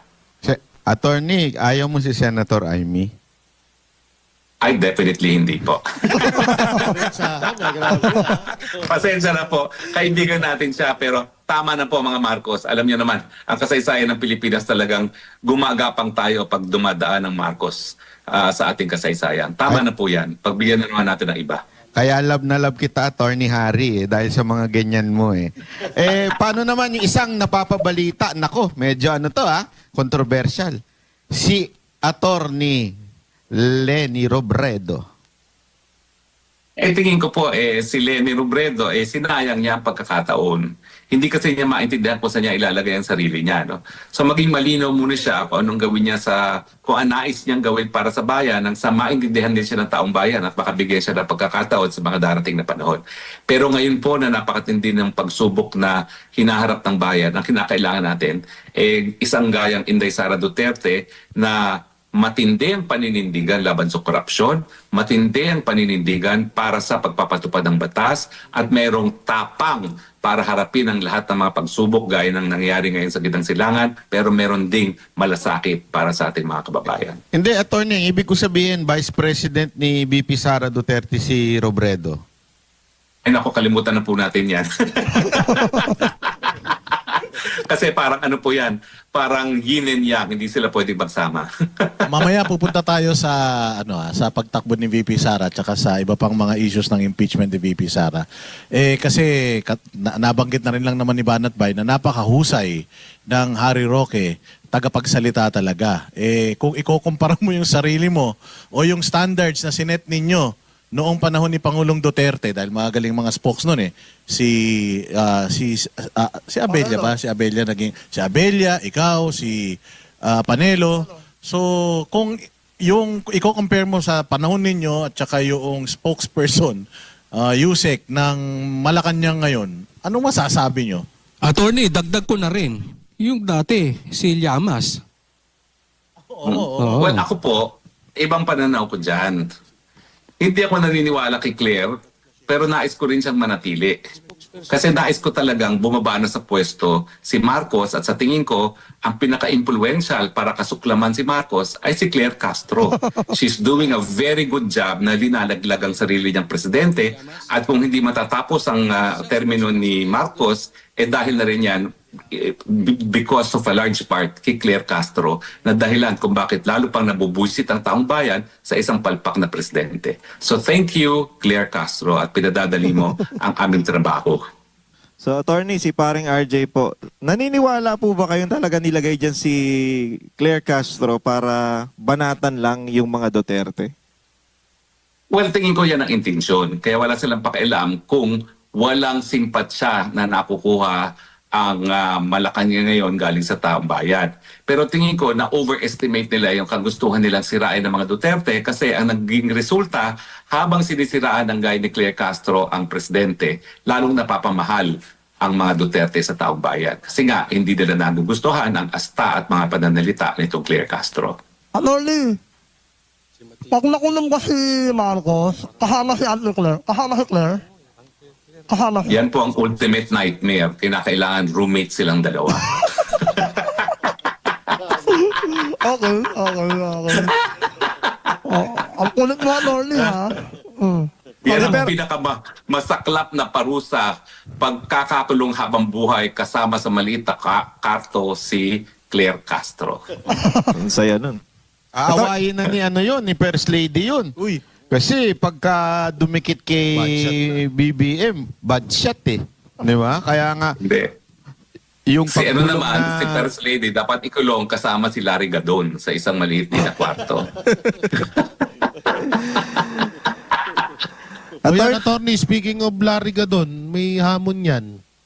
Na inahamon niya si BP Sara na tawagin daw ni BP Sara lahat ng supporters ng mga Duterte tapos lumabas na daw sa sa kalsada. Ano masasabi niyo dun sa hamon ni Larry? Alam mo na yun.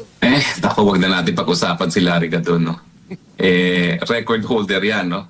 Na disbar ng Supreme Court not twice but twice.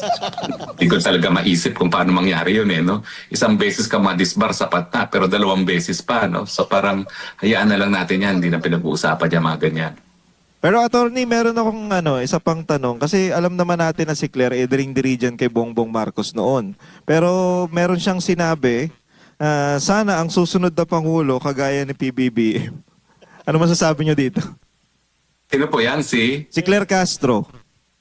Well, alam niyo naman po, no? Naintindihan ko rin na minsan trabaho lang yan. Pero alam mo si Claire Castro, dapat meron siyang tinitira sa kanyang sarili at hindi niya binibigay ang lahat, no? Dahil wala namang forever sa bundong ito. At sa kanyang mga asta at mga pananalita, para bagang akalain niyang forever and ever na mga Marcoses. No? Isipin na lang niya kung saan siya pupulutin pag nawala ng mga Marcoses. may nabanggit din si Auntie Claire na ito daw kasi sinabi ni VP Sara sa 1 taong anibersaryo ng pagkidnap kay Pangulong Duterte, nasabi ni VP Sara na galit ang mga Pilipino, 1 taon na galit ang mga Pilipino. Ang sabi ni Auntie Claire, gaano ba karami yung mga galit na Pilipino? Parang kokonti lang naman. Ano masasabi mo dyan, Attorney Harry? Ikaw, dyan sa Europe, alam mo kung papaano tinatangkilik si Pangulong Duterte dyan. Well, meron pong pag-aaral na lumabas, no, dun sa mga Gen Z. At nung nakidnap si Tatay Digong, abay karamihan ng mga Gen Z ay nagsabi na tama ang nangyari. Pero matapos ang isang taon, karamihan ngayon ng mga Gen Z ay nagsasabi na mali ang nangyari. So para bagang inaamin nila na nagkamali sila.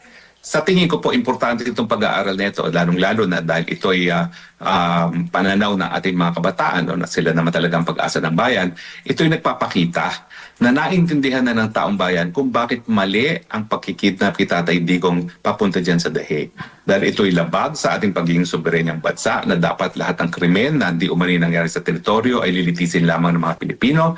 Nalabag yan sa karapatang pantao ni Tatay Digong dahil hindi nasunod ang proseso ng Rome Statute, hindi siya hinarap sa lokal na Pilipinong hukuman bago padala sa ICC at ito ay kidnapping. At alam din ng mga kabataan ngayon na dahil kidnapping nga yan, hindi na dapat magpatuloy ang paglilitis kay Tatay Digong. Alam niyo, napakalaking blunder din ng Marcos administration ang pagkikidnap kay Tatay Digong papunta ng Dahig kasi akala nila pag nakakulong na si Tatay Digong, masisira na ang Duterte. Ngayon, itong pag-aaral po sa pananaw ng mga Gen Zers ay papatunay, lalo pang lumakas ngayon ang Duterte. Yung mga kabataan na dati-rati hindi sumusuporta kay Tatay Digong, ngayon sumusuporta na. At itong dahilan, kundi ako nagtataka na lalo pang tumaas ngayon ang pagkakataon ni Sara Duterte maging presidente. No? Malaking tinaas niya, no? Dun sa survey, latest survey, no? Na nagpapakita na imbis na masira ang mga Duterte sa ginawa nila kay Tatay Digong, lalo pang namulat ang mata ng ating mga kababayan kung bakit dapat tapusin na ang mga Marcos sa ating kasaysayan. Okay. So sa tingin nyo po, attorney, no, maliban po doon sa mga accomplishments ng Duterte administration na naramdaman ng mga Pilipino at nakita ng mga Pilipino, sa tingin nyo po ba malaking factor yon? Kasi ngayon parang wala tayong maramdaman, naririnig lang natin eh. Well, talaga pong tingin ko namumulat ang mata kung bakit nga ang Pilipino ay siya pa ang nag-surrender sa kapwa Pilipino sa mga dayuhan. At namumulat na rin ang mga mata na habang tayo nagkakaroon nga ng mga pagsubok sa kitang salangan, yung problema natin sa patuloy na pagtaas ng presyo ng bilihin, yung kawalan ng trabaho, kababaan ng sweldo, kinakailangan natin at least ang presidente nasa tamang pag-iisip para at least meron tayong pag-asa na meron namang mga solusyon na mabibigay ang gobyerno. Pero ngayon po talaga, walang pag-asa ang Pilipino dahil alam nila in the first place, wala sa tamang pag-iisip yung presidente. Kaya nga ang panawagan ko palagi, makinig na siya sa kanyang manang Aimee, magpahinga na siya at ibigay na ang pagiging presidente kay Inday Sara Duterte. Baka mamahal pa siya kahit pa kaunti ng taong bayan. Dahil pag binigay kay Inday Sara Duterte, maski nandyan pa rin ang gulo sa kitang silaan, nabibigyan ng pag-asa na kahit paano makakahanap ng solusyon sa ating mga problemang hinaharap. Ngayon, nawala na pati pag-asa sa mga Pilipino. Ano limit na lang ako? Kunyari, wala na yung mga Marcos. Kunyari, wala na. Ano punta? Honolulu. Kunyari, wala na yung... Si Han sa Honolulu ba? Taga doon si Ma'am Hana? Baka. Kunyari, wala na yung mga Marcos. May pala ako bumalik sa gobyerno at maging spokesperson. Sandali. Akong sasagot. Yan ang wish ko pag naging presidente si BP Sara. Kasi alam mo, perfect ito si Atty. Harry. Kaya mambara, pero yung pagbabara niya hindi yung pambabastos na katulad ni yung iba naman medyo gentleman masyado. Kailangan din natin ng pumipitik katulad ni Atty. Harry. Sana talaga, Atty.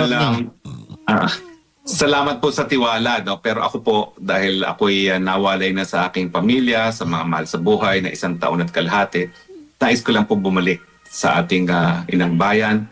Nais ko pong mamuhay muna ng matahimik kasama aking pamilya, mahal sa buhay. At nais ko rin pong magtrabaho dahil alam niyo naman po, 1 taon at kalahati na akong walang kita. No? At hindi ko po kaya sigurong sustentuhan ng aking pamilya matapos itong napakatagal na panahon na hindi ako nakapaghahanap buhay. Kung hindi ako babalik sa pribadong sektor. So ang aking ninanais lang po, isang tahimik na buhay muna bilang isang pribadong individual, mamuhay dun sa aking tahanan, magdilig-dilig dun sa aking tahanan at maghanap buhay na kahit paano po magkaroon na din ng konting ipon dahil hindi naman po tayo ganun kabatanan. No? Magsisisenta na rin po tayo itong taon neto at kinakailangan na rin maghanda para sa retirement. So yun lang po aking hinahangad, isang tahimik na buhay bilang isang pribadong individual. Attorney, isang madalas itanong sa amin, kunwari namimit kami sa labas, laging tinatanong sa amin, may pag-asa bang makauwi si Pangulong Duterte? Hindi namin alam ang maisasagot, pwede po bang kayo na lang ang sumagot? May pag-asa po ba na may uwi pa si Pangulong Duterte? Yan naman po, dyan papasok ang aking pagiging Kristiyano. Bagamat alam ko na ang ICC ay kinakailangan na tuluyang ikulong si Tatay Digong dahil mawawalan na sila ng saysay, naniniwala pa rin po ako sa kapangyarihan ng kapangyarihan. Ang sabi nga po, kung 2 at 3 sa inyo ay tutulog sa Panginoon, mapagbibigyan naman po tayo. So against all odds, magdasal po tayo dahil naniniwala naman ako na since prayers can move mountains, miski gustong-gusto ng ICC na gamitin si Tatay Digong bilang dahilan para sa patuloy na magsweldo, miracles can move mountain. Mapauuwi pa rin po si Tatay Digong. Attorney, yung huling parang statement ni Attorney Kaufman, ano po ang masasabi niyo po dito? Ano yung sinabi niya? Yung pong yung closing statement niya po doon sa arraignment ba? Yun naman tawag po doon? Yung confirmation. Confirmation. Yung performance Well, niya, how do you rate it, Attorney Harry? Well, napakagaling po ng kanyang performance, no? At nailabas naman niya sa loobin ni Tatay Digong. Pero mas talagang nakakahabag yung sinabi ni Tatay Digong. Tanggap niya at meron na siyang kapayapaan doon sa kanyang kulungan. Nanilbihan siya ng tapat sa kanyang bayan at yan ang gusto niyang maging iiwan sa taong bayan. So nakakahabag yun kasi ang mensahe ni Tatay Digong, napagsilbihan ko na kayo, nagawa ko ng misyon, tanggap ko na kung ako'y tatawagin na ng Panginoon. Pero sana naman, yung panahon na huling mga hininga niya ay dito, no, sa kanyang lupang sinilangan, sa kanyang syudad na Davao, kapiling yung mga Pilipinong tunay na nagmamahal sa kanya. Attorney, ako nakikita ko, hindi po ba dapat talaga merong kasama si Attorney Kaufman na mga Pilipino na lawyer kasi mas kabisado, lalo na katulad nyo po, kabisado po yung pananalita ni Pangulong Duterte. Di ba po, alam naman natin si Pangulong Duterte malaro sa salita at bilang spokesperson, kayo lang ang nakakapagpaliwanag nun na yung kanyang paglalaro sa salita. Hindi po ba dapat may kasama si Attorney Kaufman na abogadong Pilipino, lalong-lalo na po kayo? Well, pasensya na po. No comment na po ako dyan dahil nung minsan pinagbintangan na ako ni Kaufman na naghihimasok sa kaso. So ako po hanggang paghingi na lang ako ng panalangin para kay Tatay Digong dahil naniniwala ako na kapag lahat at tayo ay nanalangin na siya ay makauwi, mapagbibigyan naman po yan ng Panginoon. So no comment po ako dyan sa tanong ninyo yan. Sige po, ako na lang magsasabi kay Attorney Kaufman pagbalik ko po dyan. Kakausapin ko po siya para... Hindi, pasensya na po, isa pang tanong ha. Patungkulo dito sa issue nung yung mga ex-marine. Sa tingin niyo po ba may epekto ito doon sa ICC? Yung yung Ay, malaki pong panghihimasok. epekto dyan. Oh, malaki pong epekto dyan kasi yung mga testimonya ng mga Marines ay patunay na walang patas na investigasyon ang ginawa ng Office of the Prosecutor. Kasi alam niyo, ang sistema dyan sa ICC ay tawag dyan inquisitorial. Ang trabaho ng prosecutor hindi lang kumarap ng ebidensya para madiin ang isang akusado. Kinakailangan tingnan rin niya ang ebidensya na magpapatunay ng inosente ang isang akusado. At dahil ang pinanggalingan ng mga ebidensya na naging basehan sa pagsampa ng kaso kay Tatay Digong ay nanggaling sa kalaban ni Tatay Digong, natural, hindi yan kinonsidera yung mga ebidensya na magpapatunay na wala siyang pagkakasala. So sa tingin ko, malaking epekto yan. Una-una, kinakailangan magkaroon sila ng independyenteng investigasyon kung mayroong naganap na krimen na pwede rin parusahan sa ICC, yung Crimes Against Administration of Justice. At pangalawa, kung talagang nagkaroon ng patas na investigasyon at kung hindi nagkaroon ng patas na investigasyon, baka dapat panandaliang i-dismiss muli ang kaso at magkaroon ng honest to goodness, independent objective investigation at saka uli i-resume ang kaso. Ang paninindigan ko, sapat na po ang sinabi ng mga marino para panandaliang i-dismiss ang kaso at kinakailangan magkaroon ng bagong investigasyon ang Office of the Prosecutor. Pero attorney, kahit wala pa namang court decision, parang yun ay kanilamang pong akusasyon. Maaari po bang gamitin ng isang akusasyon para baguhin ang kanilang desisyon, ang ICC? Well, kaya nga po kinakailangan imbestigahan. Kasi kapag naimbestigahan na totoo nga na ang ebidensyang ginamit nila para kumuha ng warrant of arrest ay yung mga ebidensya lamang na nanggaling kay Trillanes, yan po yung sinasabi ko na baka dapat palayain muna si Tatay Digong at magsimula sila ng panibagong investigasyon. Dahil baka nga walang basihan ng mga paratang labang kay Tatay Digong. So in that sense, hindi naman kinakailangan na mapatunayan na tuluyan ng mga marinong sinasabi nila, pero baka sapat na yan para maging dahilan na magbukas muli ng panibagong investigasyon ng Office of the Prosecutor at panandalian ay pauwiin muna si Tatay Digong.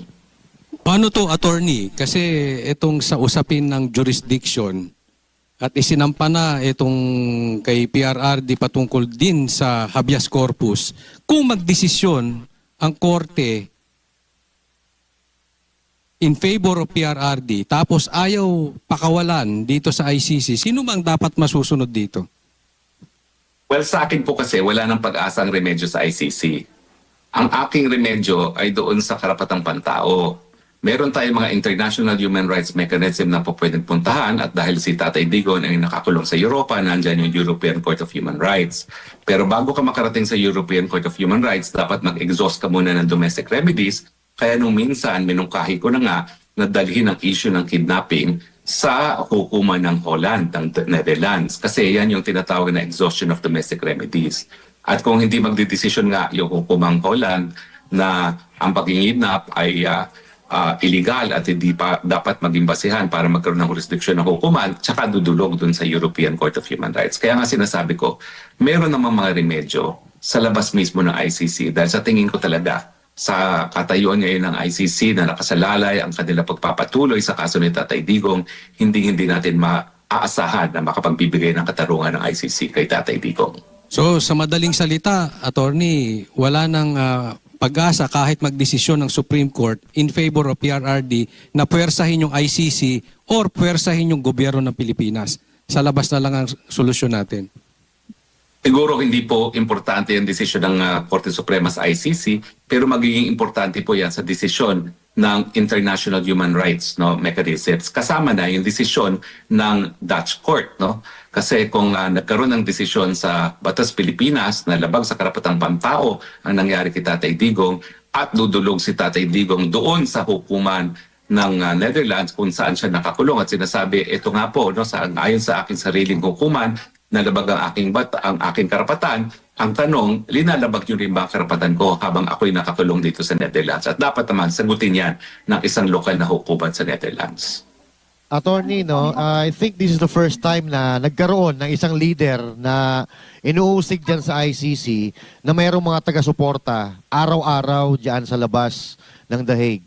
Hindi ba natin po pwede gamitin yan para pasinungalingan yung mga bintang nila na itong si Pangulong Duterte ay may ginawang ganyang kasalanan?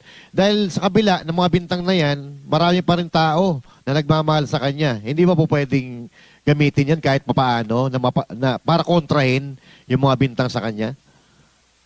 Well, siyempre, argumento is kung ang Tatay Digong ay kriminal, bakit ang dami nagmamahal sa kanya? At hindi naman po pwedeng baliwalain niya ng hukuman. Pero tingin ko ang issue dito talaga ay yung kung totoo ang sinasabi ng prosecution na tinarget ni Tatay Digong para patayin ang mga inosenteng sibilyan dahil sila ay inosenteng sibilyan at yan naman ang definition ng crimes against humanity.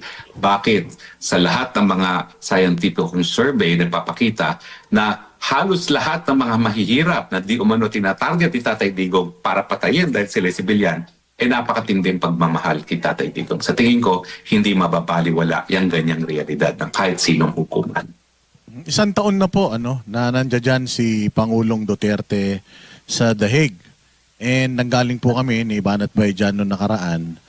May mga Dutch na talagang hindi maganda ang pagkakakilala kay Pangulong Duterte. I remember may nagtanong sa amin na Dutch kung bakit ginagawa natin yung pagtitipon-tipon dyan sa Duterte Street, dyan sa Duterte Park.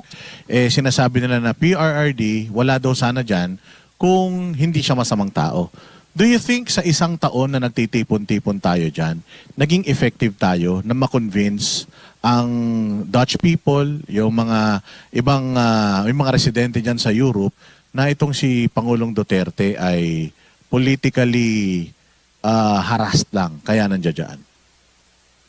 Well, gaya ng aking sinabi kanina, no, importante yung pag-aaral na lumabas na yung mga Gen Zers dati supportive sa pagkakakulong kay Tatay Digong. Ngayon, karamihan sa kanila ay tutol na sa pagkakakulong kay Tatay Digong. So parang itong isang taon nito ay panahon para malaman ng mga kabataang Pilipino ang katotohanan tungkol kay Tatay Digong na hindi dapat kinukulong ang Pilipino sa isang dayuhang kulungan at liniliti sa isang dayuhang hukuman din. No?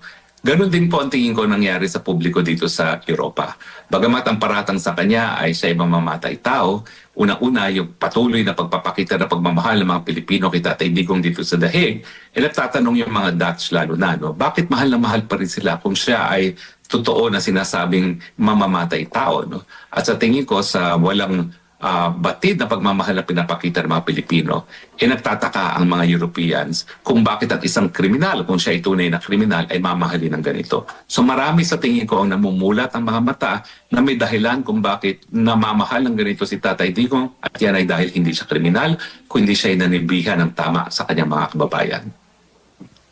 Nako, kayo, Attorney Harry Roque, dapat pagpasalamat kami sa inyo dahil napakalaki talaga ng papel ninyo na ginampanan patungkol dyan sa mga pag-organize ng mga tao na nandiyan dyan sa Dahig.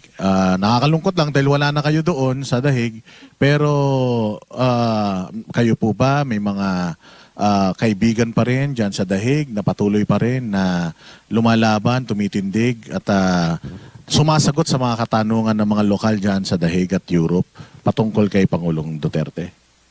Wala naman pong batid itong ating ginagawa na paghimok sa ating mga kababayan na patuloy na suportahin si Tatay Digong.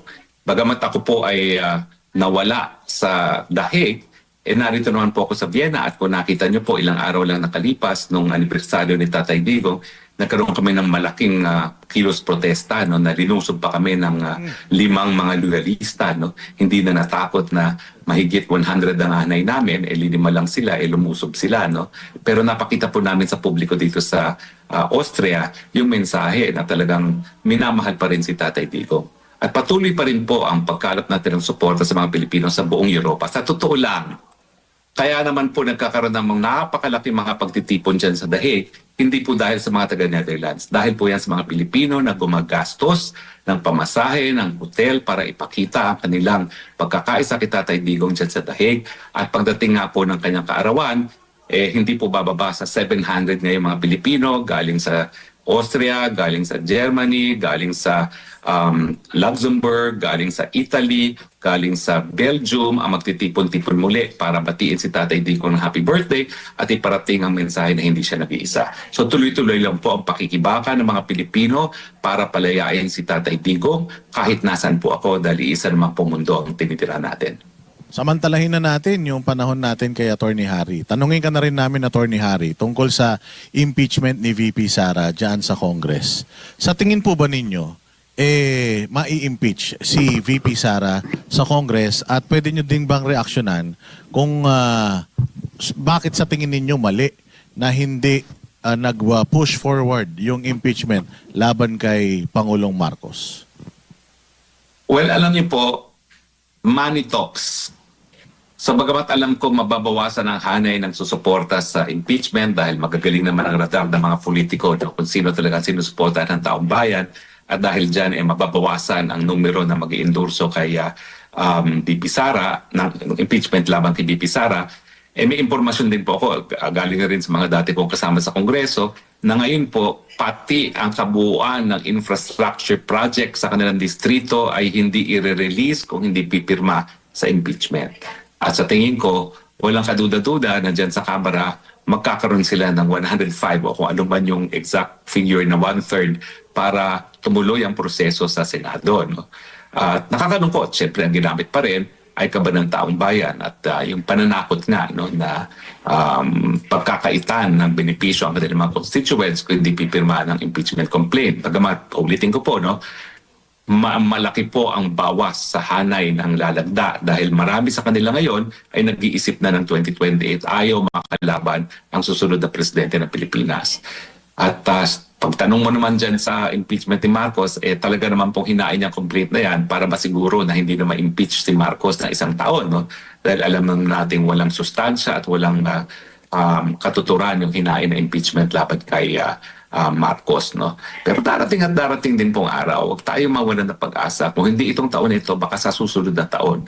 Pero sa akin talaga, hindi dapat na manatili bilang presidente si Marcos hanggang 2028 dahil habang siya ay presidente, hahawakan niya ang COMELEC, hahawakan niya ang makina at gagawin niyang lahat para wag lumabas na presidente si Inday Sara Duterte. So importante, people power pa rin bago mag-2028. Alam nyo, Attorney Harry, yung sinabi ninyo na people power, napaka-importante niyan.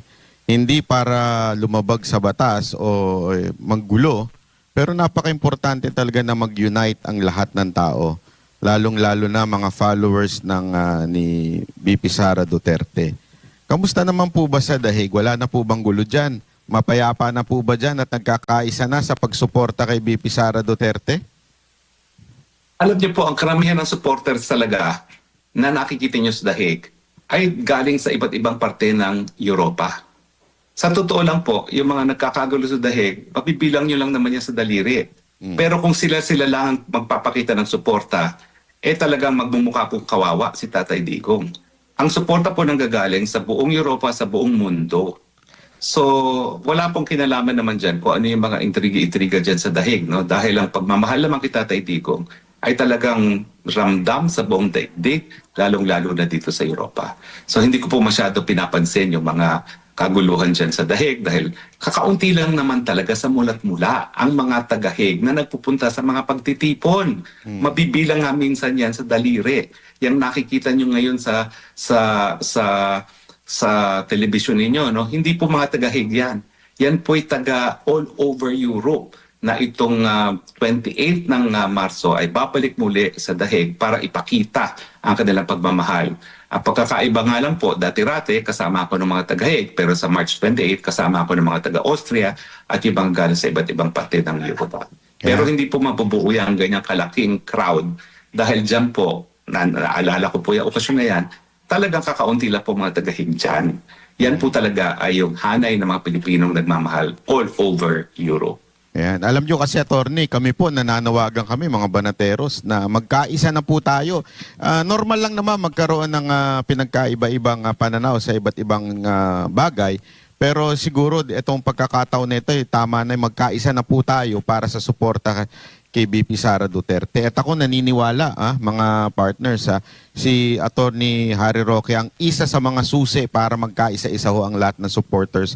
Dahil marami po ang naniniwala sa kanya dyan sa Europa dahil nakita ko yan sobrang sipag po ni Attorney Harry sumagot sa lahat ng mga taong nagtatanong sa kanya. So, sama-sama tayo na magkaroon ng panawagan na magkaisa lahat ng supporters po this time.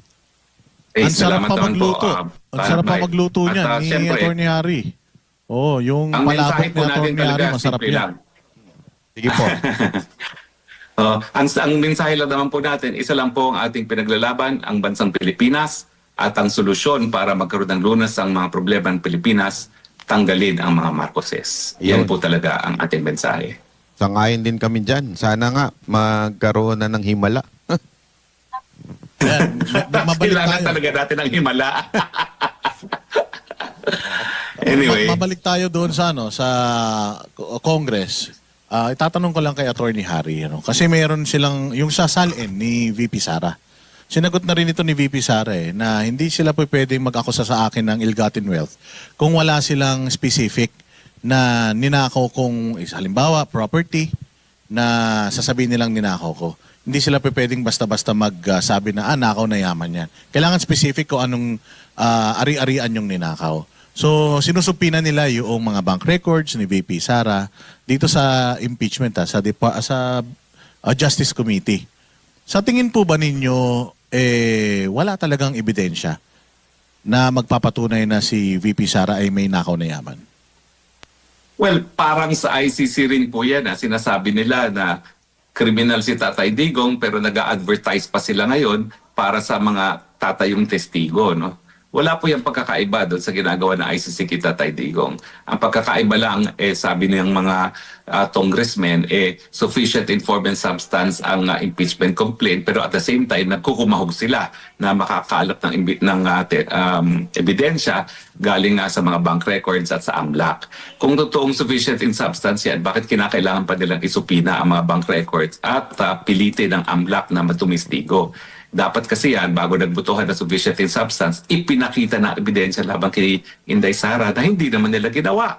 So nakapagtataka talaga kung bakit nagkaroon nga ng boto na sufficient in substance. So pareho po ang tadhana ng mag-amang Duterte. Sila daw ay mayroong mga pagkakasala pero nag-advertise at kumakalap pa lamang ng mga ebidensya ngayon pa lamang matapos na magkaroon ng paratang na nagkakasala daw sila. Sa tingin niyo po ba, Attorney Harry, si dating Speaker Romualdez pa rin ang nagkokontrol dito sa Kamara o meron ng bagong tumatayong parang speaker? Alam niyo, yung aking informante, ang sinasabi naman, Marcos Jr. talaga ang arkitekto ng lahat. Yung aking informante, sinabi na yung habang kinikidnap si tatay sa Villamor, na ang pinapalabas niya wala siyang kinalaman doon, he was directly in touch with Torre and everyone else in Villamor. Siya nag-utos, isakain nyo na yan.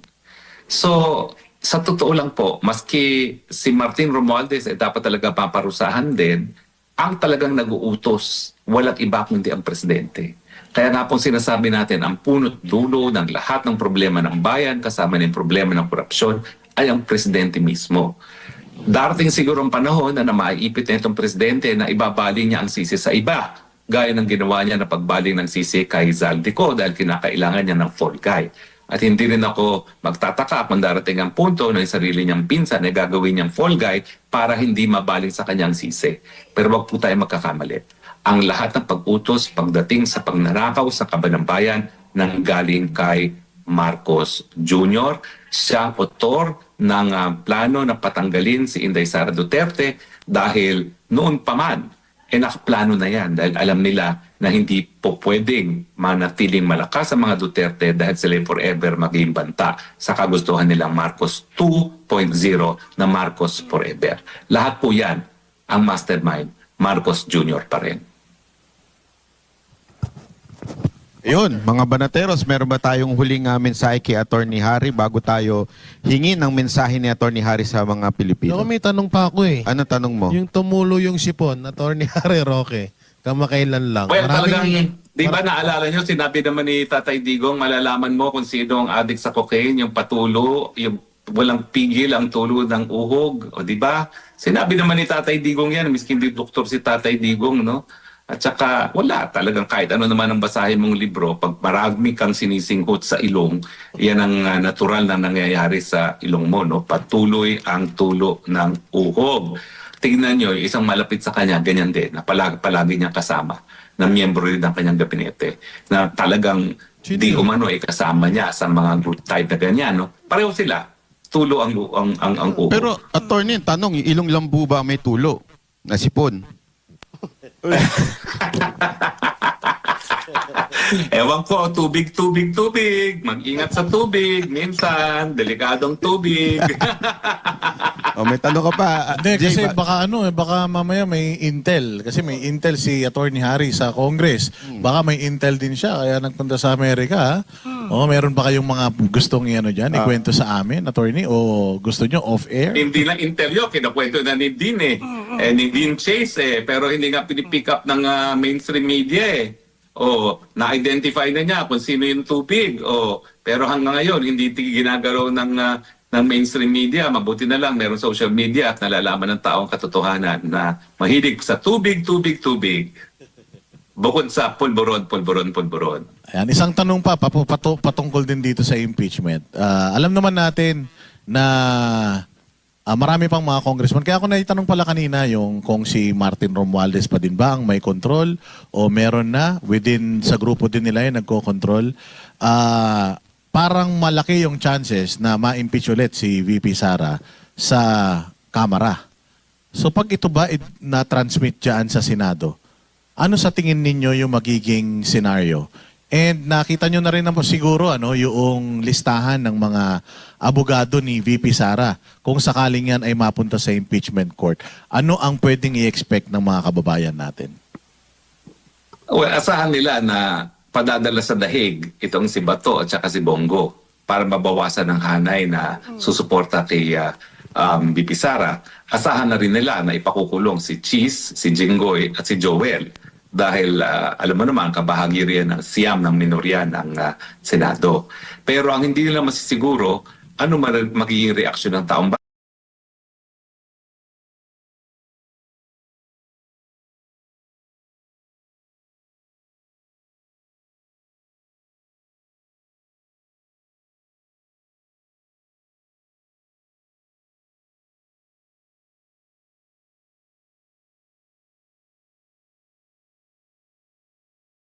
Bayan, kasi naalala niyo yung nangyari kay Erap, no? Hindi nagustuhan ng taong bayan yung utos ng impeachment court na wag buksan yung envelope, no? Na controversial envelope na kung saan nakalagda si Jose Pidal, no? At nag-alma ang taong bayan, and the rest is history, at napaalis ang nakakaupo na namang presidente.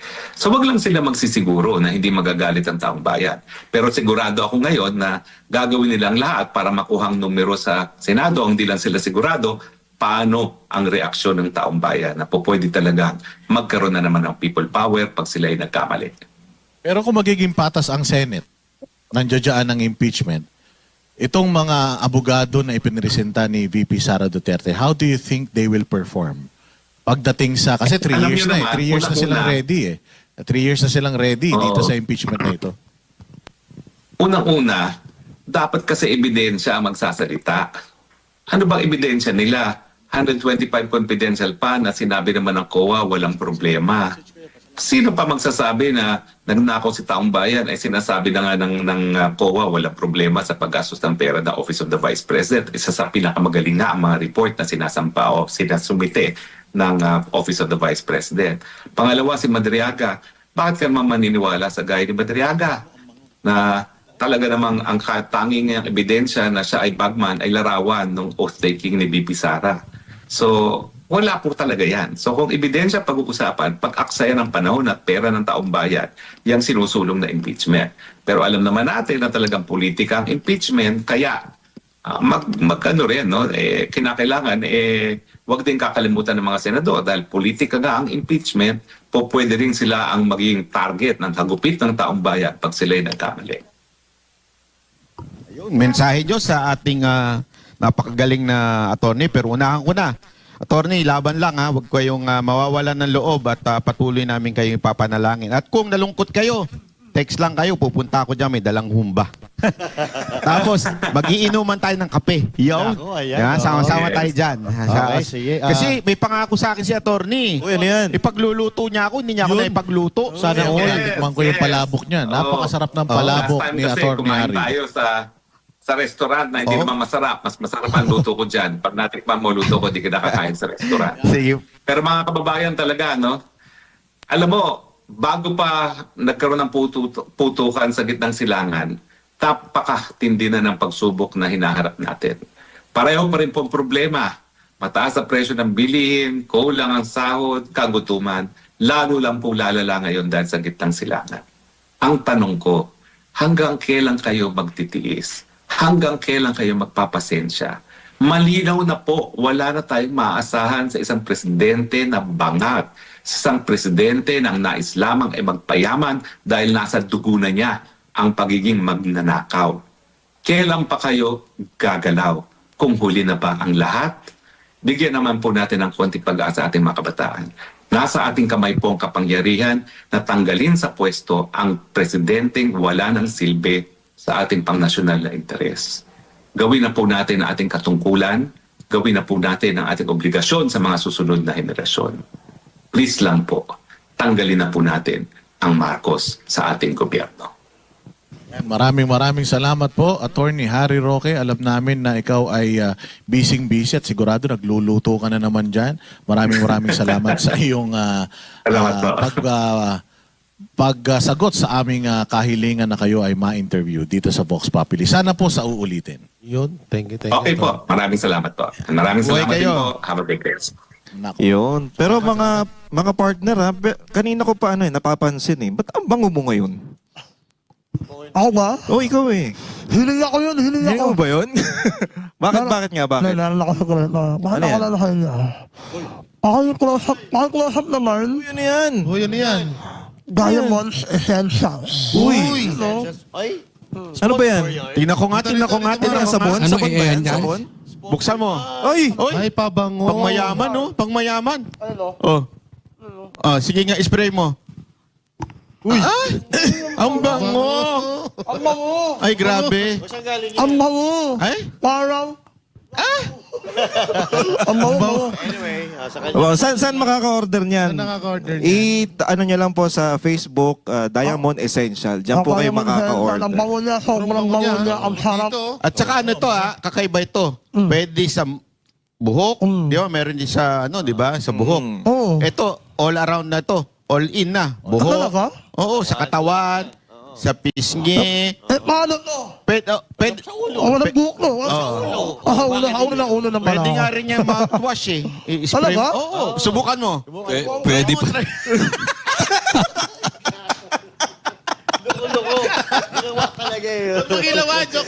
I-try nyo ha. Sabihin nyo kung ano yung Ay, reaction nyo. Pwede sa biyak ah. Hayop na yan. Talagang tinry mo Pero din, napakabango nitong Diamond Essential. Diamond Ngayon, I-follow nyo sa Facebook. patunayan mo. Amuyin mo yung yung bunganga.